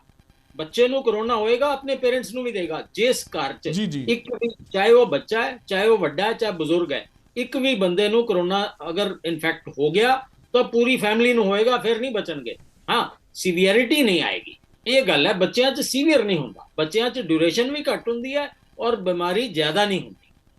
ਬੱਚੇ ਹਸਪਤਾਲ ਜਾਣ ਦੀ ਨੌਬਤ ਬਹੁਤ ਘੱਟ ਆਉਂਦੀ ਬੱਚਿਆਂ 'ਚ। ਇਹ ਮੈਂ ਕਹਿੰਦਾ, ਬੱਚਿਆਂ ਬਾਬਤ ਹੋਰ ਵੀ ਕੋਈ ਸੁਝਾਅ ਦੇਣ ਜਾ ਰਹੇ ਸੀਗੇ, ਉਹ ਵੀ ਗੱਲ ਜਾਰੀ ਰੱਖੋ ਖਰਬੰਦਾ ਜੀ, ਸੰਖੇਪ ਦੇ ਵਿੱਚ ਦੱਸ ਦਿਓ। ਬੱਚਿਆਂ ਬਾਰੇ ਇੱਕੋ ਹੀ ਸਲਾਹ ਹੈ, ਦੇਖੋ ਬੱਚਿਆਂ ਦੀ ਵੈਕਸੀਨੇਸ਼ਨ ਪੂਰੀ ਕਰੋ। 12 ਤੋਂ ਉੱਪਰ ਵੈਕਸੀਨ ਲੱਗ ਰਹੀ ਹੈ ਤੇ ਜਿਹੜੇ ਬੱਚਿਆਂ ਨੇ ਹਲੇ ਬਹੁਤ ਘੱਟ ਲੱਗੀ ਹੈ, ਕਿਉਂਕਿ ਜਦੋਂ ਵੈਕਸੀਨ ਆਈ ਹੈ ਉਦੋਂ ਕੋਵਿਡ ਥਲ ਗਿਆ ਸੀ, ਲੋਕਾਂ ਨੇ ਸੋਚਿਆ ਹੁਣ ਤਾਂ ਲੋੜ ਨਹੀਂ ਹੈ, ਹੁਣ ਕੋਵਿਡ ਖਤਮ ਹੋ ਗਿਆ, ਹੁਣ ਕੀ ਲੋੜ ਹੈ ਵੈਕਸੀਨ ਲਵਾਉਣ ਦੀ। ਸੋ ਇਹ ਅਪੀਲ ਸਾਡੀ ਹੈ ਕਿ ਜਿਹੜੇ ਬੱਚਿਆਂ ਨੂੰ ਵੈਕਸੀਨ ਨਹੀਂ ਲੱਗੀ ਉਹ ਲਗਵਾ ਲੈਣ। ਸਕੂਲ ਹਲੇ ਖੁੱਲੇ ਰਹਿਣ, ਸਕੂਲ ਬੰਦ ਕਰਨ ਦੀ ਕੋਈ ਲੋੜ ਨਹੀਂ ਹੈ। ਬੱਚਿਆਂ ਨੂੰ ਐਜ਼ ਇਟ ਇਜ਼ ਚੱਲੀ ਜਾਏ। ਹਾਂ, ਆਈਸੋਲੇਸ਼ਨ ਇਹ ਬਹੁਤ ਵੱਡਾ ਹਥਿਆਰ ਹੈ ਸਾਡੇ ਕੋਲ। ਜਿਹੜੇ ਬੱਚੇ ਨੂੰ ਲੱਗਦਾ ਹੈ, ਇਹ ਸਕੂਲਾਂ 'ਚ ਐਡਵਾਈਜ਼ਰੀ ਜਾਰੀ ਕਰ ਦਿੱਤੀ ਜਾਏ ਕਿ ਜੇ ਕਿਸੇ ਬੱਚੇ ਨੂੰ ਖਾਂਸੀ ਜ਼ੁਕਾਮ ਹੈ ਤੇ ਉਹ 7 ਦਿਨ ਆਪਣੇ ਘਰ ਰਵੇ, ਛੁੱਟੀ ਲਵੇ, ਆ ਕੇ ਬਾਕੀ ਬੱਚਿਆਂ ਨੂੰ ਇਨਫੈਕਟ ਨਾ ਕਰੇ। ਸੋ ਇਹੋ ਜਿਹੀਆਂ ਪ੍ਰੀਕਾਸ਼ਨਸ ਸਾਡੇ ਚੋਂ ਲੈਣੀਆਂ ਚਾਹੀਦੀਆਂ, ਲੇਕਿਨ ਹਰ ਚੀਜ਼ ਸਾਇੰਟੀਫਿਕ ਹੈ। ਕੋਵਿਡ ਨੂੰ ਹੁਣ ਮੈਡੀਕਲ ਫੈਟਰਨਿਟੀ ਚੰਗੀ ਤਰ੍ਹਾਂ ਸਮਝਦੀ ਹੈ। ਅਸੀਂ ਵੇਰੀਐਂਟ ਦਾ ਸਬ ਵੇਰੀਐਂਟ ਆਇਆ ਜਿਹੜਾ ਇਹ ਓਮਿਕਰੋਨ ਦਾ ਹੀ ਵੇਰੀਐਂਟ ਹੈ, ਬਹੁਤ ਤੇਜ਼ੀ ਨਾਲ ਫੈਲਦਾ ਹੈ। ਇਹ ਸਮਝਾਇਆ ਇੱਕ ਬੰਦੇ ਨੂੰ ਜੇ ਹੋ ਗਿਆ ਤੇ ਉਹ 16 ਆਦਮੀਆਂ ਨੂੰ ਫੈਲਾਏਗਾ। ਇਹ ਵੇਰੀਐਂਟ ਹੈ BF7, ਇੰਨੀ ਤੇਜ਼ੀ ਨਾਲ ਫੈਲਦਾ ਹੈ। ਲੇਕਿਨ ਇਹਦੇ ਨਾਲ ਇਹ ਵੀ ਅਸੀਂ ਇਹੀ ਕਹਿੰਦੇ ਸਭ ਆ ਤੋਂ ਵੱਡਾ ਸਵਾਲ ਹੈਗਾ, ਇੱਕ ਵਿਅਕਤੀ ਤੋਂ ਲੇਕਿਨ ਜੇ ਫੈਲਦਾ 100 ਵਿਅਕਤੀਆਂ ਨੂੰ ਮਲਟੀਪਲਾਈ ਹੁੰਦਾ ਹੈ ਇਹ ਕਰੋਨਾ। ਇਹ ਵਾਇਰਸ, ਇਹ ਵੇਰੀਐਂਟ ਇਹ ਜਿਹਾ BF7 ਬਹੁਤ ਖਤਰਨਾਕ ਦੱਸਿਆ ਜਾ ਰਿਹਾ, ਪਰੰਤੂ ਘਬਰਾਉਣ ਦੀ ਲੋੜ ਨਹੀਂ ਹੈਗੀ। ਡਾਕਟਰ ਖਰਬੰਦਾ ਜੀ ਨੇ ਬਹੁਤ ਅੱਛੇ ਸੁਝਾਅ ਦਿੱਤੇ ਹੈਗੇ ਨੇ। ਫੈਲਦਾ ਬਹੁਤ ਹੈ, ਸੀਵੀਅਰ ਨਹੀਂ ਹੁੰਦਾ। ਮੈਂ ਇਹੀ ਬਾਰ-ਬਾਰ ਸਮਝਾਉਣ ਦੀ ਕੋਸ਼ਿਸ਼ ਕਰ ਰਿਹਾ ਕਿ ਇਹ ਫੇਫੜਿਆਂ ਤੇ ਨਹੀਂ ਅਟੈਕ ਕਰਦਾ, ਫੇਫੜਿਆਂ ਤੇ ਅਟੈਕ ਨਹੀਂ ਕਰੇਗਾ ਤੇ ਖਰਬੰਦਾ ਜੀ, ਜਿਹੜੇ 16 ਤਰ੍ਹਾਂ ਦੇ ਲੱਛਣ ਦੱਸੇ ਜਾ ਰਹੇ ਨੇ, 16 ਤਰ੍ਹਾਂ ਦੇ ਜਿਹੜੇ ਲੱਛਣ ਨੇ ਉਹ ਤਾਂ ਹੋਣਗੇ ਨਾ। ਬੁਖਾਰ ਹੋਏਗਾ, ਠੰਡ ਲੱਗੇਗੀ, ਕਾਂਬਾ ਛਿੜੇਗਾ, ਸਰੀਰ ਹੱਡ ਭੰਨਣੀ ਹੋਏਗੀ, ਨੀਂਦ ਨਹੀਂ ਆਏਗੀ, ਇਸ ਤਰ੍ਹਾਂ ਦੇ ਸਮੈਲ ਨਹੀਂ ਆਏਗੀ। ਬਿਲਕੁਲ ਬਿਲਕੁਲ ਤੁਸੀਂ ਠੀਕ ਕਹਿ ਰਹੇ ਹੋ। 16 ਦੇ 16 ਹੋਣੇ ਜ਼ਰੂਰੀ ਨਹੀਂ ਹੈ। ਕਿਸੇ ਨੂੰ ਕੱਲਾ ਬਾਡੀ ਏਕ ਹੋ ਸਕਦਾ ਹੈ, ਕਿਸੇ ਨੂੰ ਕੱਲੀ ਸਮੈਲ ਜਾ ਸਕਦੀ ਹੈ, ਕਿਸੇ ਨੂੰ ਕੱਲਾ ਬੁਖਾਰ ਹੋ ਸਕਦਾ ਹੈ, ਕਿਸੇ ਨੂੰ ਕੱਲਾ ਜ਼ੁਕਾਮ ਲੱਗ ਸਕਦਾ ਹੈ। ਐਸਾ ਕੁਝ ਨਹੀਂ ਹੈ। ਇਹ 16 ਬੜੇ ਕਾਮਨ ਸਿੰਪਟਮ ਨੇ। ਔਰ ਅੱਜ ਕੱਲ ਸਰਦੀਆਂ 'ਚ ਫਲੂ ਦਾ ਮੌਸਮ ਹੈ, ਚਾਈਨਾ 'ਚ ਵੀ ਫਲੂ ਦਾ ਮੌਸਮ ਹੈ। ਫਲੂ 'ਚ ਲੋਕ ਹਸਪਤਾਲ ਗਏ, ਘਰੋਂ ਨਿਕਲ ਕੇ ਤਾਂ ਉੱਥੇ ਕੋਵਿਡ ਮਿਲਿਆ। ਇਹ ਹੋਇਆ ਚਾਈਨਾ 'ਚ ਵੀ, ਤਾਂ ਹੀ ਫੈਲਿਆ ਇੰਨਾ। ਖਰਬੰਦਾ ਜੀ, ਇੱਕ ਗੱਲ ਸਮਝਾਓ। ਪਹਿਲਾਂ ਕਿਹਾ ਜਾਂਦਾ ਸੀਗਾ ਕਿ ਜਿਹਦੀ 2 ਵੈਕਸੀਨੇਸ਼ਨਸ ਹੋ ਚੁੱਕੀਆਂ ਨੇ ਉਹਨੂੰ ਕਰੋਨਾ ਨਹੀਂ ਹੋਏਗਾ, ਉਹਦੇ ਐਂਟੀਬਾਡੀਜ਼ ਬਣ ਜਾਂਦੇ ਨੇ ਇੱਕ ਵਾਰ ਜਿਹਨੂੰ ਕਰੋਨਾ ਹੋ ਚੁੱਕਿਆ। ਪਰੰਤੂ ਜਿਨ੍ਹਾਂ ਦੇ 2-2 ਵਾਰ ਵੈਕਸੀਨੇਸ਼ਨ ਹੋਈ ਵੀ ਆ, ਬੂਸਟਰ ਡੋਜ਼ ਵੀ ਲੱਗੀ ਆ, ਉਹਨਾਂ ਨੂੰ ਵੀ ਕਰੋਨਾ ਹੋ ਰਿਹਾ। ਨਹੀਂ ਅਰੁਣ ਜੀ, ਇਹ ਇੰਟਰਪ੍ਰੀਟੇਸ਼ਨ ਗਲਤ ਹੈ ਕਿ ਉਹਨਾਂ ਨੂੰ ਹੋਏਗਾ ਨਹੀਂ, ਉਹਨਾਂ ਨੂੰ ਸੀਵੀਅਰ ਨਹੀਂ ਹੋਏਗਾ। ਇਹ ਇੰਟਰਪ੍ਰੀਟੇਸ਼ਨ ਹੈ ਇਹਦੀ, ਤੁਸੀਂ ਇੰਟਰਪ੍ਰੀਟ ਗਲਤ ਕਰ ਰਹੇ ਹੋ। ਇੰਟਰਪ੍ਰੀਟ ਇਹ ਹੈ ਕਿ ਜੇ 2 ਵਾਰੀ ਹੋ ਗਿਆ ਤੇ ਉਸ ਬੰਦੇ 'ਚ ਸੀਵੀਅਰਿਟੀ ਨਹੀਂ ਹੋਏਗੀ, ਉਹਨੂੰ ਕਰੋਨਾ ਕਰਕੇ ਮੌਤ ਨਹੀਂ ਆਏਗੀ, ਲੇਕਿਨ ਕਰੋਨਾ ਹੋਏਗਾ। ਔਰ ਖਾਸ ਕਰ ਜੇ ਓਮਿਕਰੋਨ ਵਰਗਾ ਵੇਰੀਐਂਟ ਹੈ ਜਿਹੜਾ ਬਹੁਤ ਤੇਜ਼ੀ ਨਾਲ ਫੈਲਦਾ ਹੈ, ਇਹ ਤਾਂ ਹੋਏਗਾ ਹੀ ਹੋਏਗਾ। ਜਿਸ ਫੈਮਿਲੀ 'ਚ ਮੈਂ ਬਾਰ-ਬਾਰ ਤੁਹਾਨੂੰ ਸਮਝਾ ਰਿਹਾ ਕਿ ਜੇ ਬੱਚਾ ਵੀ ਲੈ ਆਇਆ, ਤਾਂ ਹੀ ਮੈਂ ਕਹਿ ਰਿਹਾ 7 ਦਿਨ ਜੇ ਕਿਸੇ ਨੂੰ ਵੀ ਹੋ ਜਾਏ ਤਾਂ ਆਈਸੋਲੇਸ਼ਨ ਸਭ ਤੋਂ ਵੱਡਾ ਹਥਿਆਰ ਹੈ ਇਸ ਵਕਤ। ਕਿਸੇ ਨੂੰ ਵੀ ਮੇਰੀ ਅਪੀਲ ਹੈ ਪੂਰੇ ਪੰਜਾਬ ਆਈਸੋਲੇਸ਼ਨ, ਠੀਕ ਹੈ। ਖਰਬੰਦਾ ਜੀ ਨੇ ਆਈਸੋਲੇਸ਼ਨ ਦਾ ਸੁਝਾਅ ਦਿੱਤਾ। RPS ਮਲਹੋਤਰਾ ਜੀ, ਤੁਸੀਂ ਥੋੜਾ ਜਿਹਾ ਇਹ ਦੱਸ ਦਿਓ। KP ਸ਼ਰਮਾ ਜੀ ਨੇ ਵੀ, ਸੰਜੇ ਟੰਡਨ ਜੀ ਨੇ ਸਵਾਲ ਚੱਕਿਆ ਸੀ ਕਿ ਪ੍ਰਾਈਵੇਟ ਹਸਪਤਾਲਾਂ ਤੇ ਸ਼ਿਕੰਜਾ ਕੱਸਣ ਦੀ ਲੋੜ ਹੈ, ਸਰਕਾਰੀ ਹਸਪਤਾਲਾਂ ਦੇ ਆਸਰੇ ਨਹੀਂ ਪੰਜਾਬ ਦੇ ਲੋਕ ਜੀ ਸਕਦੇ। ਇਸ ਤਰ੍ਹਾਂ ਦੇ ਵੱਡੇ ਸਵਾਲ ਵੀ ਉੱਠਦੇ ਨੇ। ਪੰਜਾਬ ਦੇ ਜਿੰਨੇ ਵੀ ਪ੍ਰਾਈਵੇਟ ਅਦਾਰੇ ਨੇ, ਗੈਰ ਸਰਕਾਰੀ ਅਦਾਰੇ ਨੇ ਸਿਹਤ ਵਿਭਾਗ ਦੇ, ਉਹਨਾਂ ਤੇ ਸ਼ਿਕੰਜਾ ਕੱਸੋਗੇ। ਉਹ ਜਿਹੜਾ ਲੁੱਟ ਖਸੁੱਟ ਵੀ ਹੁੰਦੀ ਰਹੀ ਆ ਪਿਛਲੇ ਸਮੇਂ ਦੌਰਾਨ, ਲੋਕਾਂ ਨੇ ਲੱਖਾਂ ਰੁਪਈਆ ਖਰਚਿਆ ਇੱਕ ਕਰੋਨਾ ਵਾਇਰਸ ਜੇ ਫੈਮਿਲੀ ਮੈਂਬਰ ਨੂੰ ਹੋ ਜਾਂਦਾ ਸੀ। ਇਸ ਤਰ੍ਹਾਂ ਦੇ ਹਸਪਤਾਲ ਵੀ ਹੈਗੇ ਨੇ। ਹਾਂਜੀ ਅਰੁਣ ਜੀ, ਦੇਖੋ ਸਭ ਤੋਂ ਪਹਿਲੀ ਗੱਲ ਤਾਂ ਇਹ ਹੈ ਕਿ ਅੱਜ ਦੀ ਡੇਟ ਵਿੱਚ ਪੰਜਾਬ ਦੇ ਜਿਹੜੇ ਹਸਪਤਾਲ ਨੇ ਉਹ ਪਹਿਲਾਂ ਨਾਲੋਂ ਕਾਫੀ ਜ਼ਿਆਦਾ ਇੰਪਰੂਵਡ ਨੇ। ਔਰ ਪੰਜਾਬ ਗਵਰਨਮੈਂਟ ਕਮਿਟਡ ਹੈ ਪੰਜਾਬ ਦੀ ਕੱਲੀ ਜਾਨ ਦੀ ਹਿਫਾਜ਼ਤ ਦੇ ਲਈ। ਸੋ ਪੰਜਾਬ ਦੇ ਜਿਹੜੇ ਹਸਪਤਾਲ ਨੇ ਉਹਨਾਂ ਵਿੱਚ ਕਿਸੇ ਤਰ੍ਹਾਂ ਦੀ ਕੋਈ ਕਮੀ ਨਹੀਂ ਆਉਣ ਦਿੱਤੀ ਜਾਏਗੀ। ਪਹਿਲੇ ਨਾਲੋਂ ਬਹੁਤ ਇੰਪਰੂਵਡ ਸਰਵਿਸਿਜ਼ ਤੁਹਾਨੂੰ ਉੱਥੇ ਦੇਖਣ ਨੂੰ ਮਿਲਣਗੀਆਂ। ਦੂਜਾ, ਮੈਂ ਤੁਹਾਡੇ ਨਾਲ ਸਹਿਮਤ ਹੈਗਾ ਕਿ ਬਹੁਤ ਸਾਰੇ ਜਿਹੜੇ ਪ੍ਰਾਈਵੇਟ ਹਸਪੀਟਲ ਸੀਗੇ ਉਹਨਾਂ ਨੇ ਇਸ ਮੁਸੀਬਤ ਦੇ ਸਮੇਂ ਨੂੰ ਇੱਕ ਕਮਾਈ ਦਾ ਸਮਾਂ ਸਮਝ ਕੇ ਲੋਕਾਂ ਨੂੰ ਬਹੁਤ ਲੁੱਟਿਆ ਸੀਗਾ। 20,000 30,000 ਇੱਕ ਦਿਨ ਦਾ ਉਹਨਾਂ ਨੇ ਲਿੱਤਾ ਲੋਕਾਂ ਤੋਂ। ਸੋ ਇੱਕ ਤਾਂ ਉਹਨਾਂ ਨੂੰ ਬੇਨਤੀ ਹੈ ਕਿ ਵੀਰੋ, ਮੁਸੀਬਤ ਦੇ ਸਮੇਂ ਤੇ ਜਿਹੜਾ ਤੁਸੀਂ ਵੀ ਆਪਣੀ ਜ਼ਿੰਮੇਵਾਰੀ ਸਮਝੋ ਔਰ ਲੋਕਾਂ ਨੂੰ ਆਪਾਂ ਇਸ ਤਰੀਕੇ ਨਾਲ ਨਾ ਲੁੱਟੀਏ। ਔਰ ਦੂਸਰਾ, ਜੇ ਇਸ ਤਰ੍ਹਾਂ ਦਾ ਕੁਝ ਸਰਕਾਰ ਦੀ ਨੌਲੇਜ ਵਿੱਚ ਆਂਦਾ ਹੈ ਤਾਂ ਮੇਰੇ ਖਿਆਲ ਨਾਲ ਸਰਕਾਰ ਇਸ ਤੇ ਕਦਮ ਜ਼ਰੂਰ ਚੁੱਕੇਗੀ। ਜੀ KP ਸ਼ਰਮਾ ਜੀ, ਕੀ ਕਹਿਣਾ ਚਾਹੋਗੇ? ਤੁਸੀਂ ਸਹਿਮਤ ਹੈਗੇ ਹੋ? ਲੱਗਦਾ ਤੁਹਾਨੂੰ ਇੰਪਲੀਮੈਂਟ ਕੀਤਾ ਜਾਏਗਾ ਗਰਾਊਂਡ ਲੈਵਲ ਤੇ? ਦੇਖੋ, ਮੈਂ ਜਿੰਨੇ ਵੀ ਗੱਲ ਕੀਤੀ ਹੈ, ਮੈਂ ਪਿਛਲੇ ਤਜਰਬੇ ਤੋਂ ਕੀਤੀ ਹੈ। ਭਵਿੱਖ ਦਾ ਜਿਹੜੀ ਅਸੀਂ ਤਾਂ ਆਸ ਕਰਦੇ ਹਾਂ ਕਿ ਸਰਕਾਰ ਮੈਂਟਲੀ ਵੀ ਪ੍ਰਿਪੇਅਰ ਹੋਏਗੀ, ਪ੍ਰੈਕਟੀਕਲੀ ਵੀ ਪ੍ਰਿਪੇਅਰ ਹੋਏਗੀ ਔਰ ਹਸਪਤਾਲਾਂ ਦੀ ਦਸ਼ਾ ਸੁਧਾਰੇਗੀ। ਜਿਹੜੀ ਮੈਂ ਗੱਲ ਸ਼ੁਰੂ 'ਚ ਕੀਤੀ ਸੀ, ਸ਼ੁਰੂ ਤੋਂ ਮੈਂ ਇਹੀ ਗੱਲ ਕੀਤੀ ਹੈ ਕਿ ਪਿਛਲਾ ਜਿਹੜਾ ਸਾਡਾ ਤਜਰਬਾ ਰਿਹਾ ਬਹੁਤ ਕੌੜਾ ਤਜਰਬਾ ਰਿਹਾ। ਔਰ ਮੈਂ ਮੋਹਾਲੀ ਜ਼ਿਲ੍ਹੇ ਦੀ ਗੱਲ ਕੀਤੀ ਹੈ ਜਿੱਥੋਂ ਹੈਲਥ ਮਿਨਿਸਟਰ ਰਿਪਰੈਜ਼ੈਂਟ ਕਰਦੇ ਸੀ ਸਰਦਾਰ ਬਲਦੇਵ ਸਿੰਘ ਸਿੱਧੂ।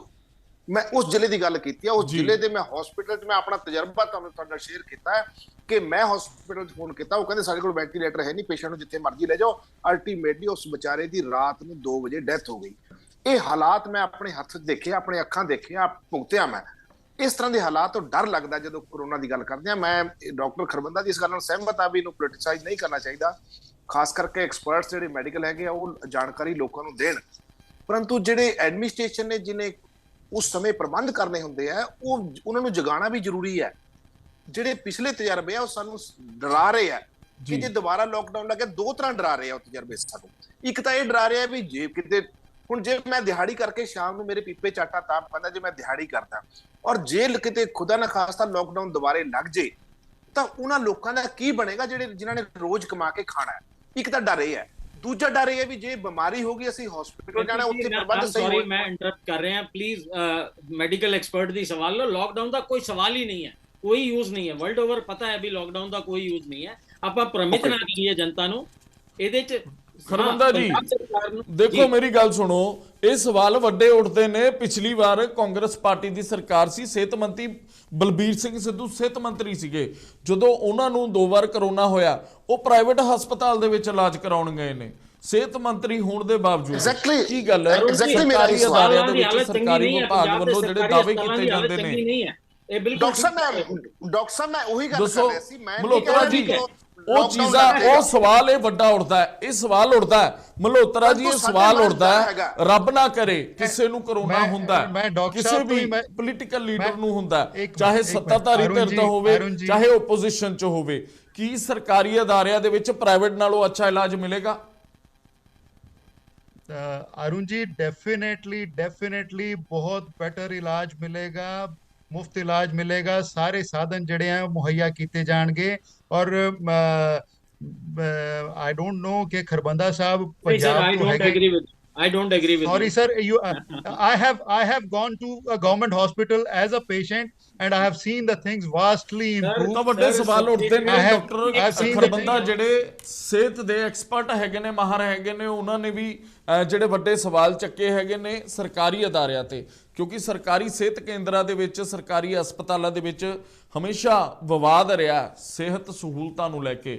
ਲੋਕਾਂ ਦੀਆਂ ਲੰਬੀਆਂ ਕਤਾਰਾਂ ਤਾਂ ਲੱਗਦੀਆਂ ਨੇ, ਪਰੰਤੂ ਸਹੀ ਤਰੀਕੇ ਨਾਲ ਇੰਪਲੀਮੈਂਟ ਨਹੀਂ ਕੀਤਾ ਜਾਂਦਾ। ਜਿਹੜੀਆਂ ਗਾਈਡਲਾਈਨਸ ਸੀਨੀਅਰ ਅਧਿਕਾਰੀਆਂ ਵੱਲੋਂ, WHO ਵੱਲੋਂ, ਕੇਂਦਰ ਸਰਕਾਰ ਵੱਲੋਂ ਜਾਂ ਪੰਜਾਬ ਦੇ ਸਿਹਤ ਵਿਭਾਗ ਵੱਲੋਂ ਜਾਰੀ ਕੀਤੀ ਜਾਂਦੀਆਂ ਨੇ, ਬਹੁਤ ਸਾਰੀਆਂ ਚੀਜ਼ਾਂ ਨੇ। ਸੋ ਗੱਗੀ ਜੀ ਨੇ ਗੱਲ ਕੀਤੀ ਸੀ, ਅਨਾਜ ਵੰਡਿਆ ਗਿਆ ਸੀ, ਅਨਾਜ ਤੇ ਵੀ ਵੱਡੇ ਸਵਾਲ ਉੱਠੇ ਸੀ ਸਰਕਾਰ ਤੇ ਕਿ ਆਪਣੇ ਚਹੇਤਿਆਂ ਨੂੰ ਅਨਾਜ ਵੰਡਿਆ ਗਿਆ। ਇਸ ਵਾਰ ਆਮ ਆਦਮੀ ਪਾਰਟੀ ਦੀ ਸਰਕਾਰ ਕੀ ਕੁਝ ਬਦਲਾਅ ਕਰਨ ਜਾ ਰਹੀ ਹੈ? ਪਰਮਾਤਮਾ ਨੂੰ ਅਰਦਾਸ ਕਰਦੇ ਹਾਂ ਇਹ ਕਰੋਨਾ ਪੰਜਾਬ ਦੇ ਵਿੱਚ ਨਾ ਫੈਲੇ, ਪਰੰਤੂ ਫਿਰ ਵੀ ਪੰਜਾਬ ਦੇ ਲੋਕਾਂ ਨੂੰ ਅਪੀਲ ਕਰਦੇ ਹਾਂ, ਆਪਣੇ ਬੱਚਿਆਂ ਨੂੰ, ਆਪਣੇ ਬਜ਼ੁਰਗਾਂ ਨੂੰ ਕਰੋਨਾ ਦੇ ਇਸ ਵੇਰੀਐਂਟ ਤੋਂ ਬਚਾ ਕੇ ਰੱਖੋ। ਜਿਹੜਾ ਡਰ ਗਿਆ ਉਹ ਬਚ ਗਿਆ, ਇਹ ਗੱਲ ਸਹੀ ਹੈਗੀ ਆ। ਸੋ ਕੱਲ ਫੇਰ ਇੱਕ ਨਵੇਂ ਮੁੱਦੇ ਦੇ ਨਾਲ ਤੁਹਾਡੇ ਰੂਬਰੂ ਹੋਵਾਂਗੇ। ਜਦ ਤੱਕ ਲਈ ਮੈਨੂੰ ਯਾਨੀ ਅਰੁਣ ਆਹੂਜਾ ਨੂੰ ਦਿਓ ਇਜਾਜ਼ਤ। ਸਤਿ ਸ਼੍ਰੀ ਅਕਾਲ।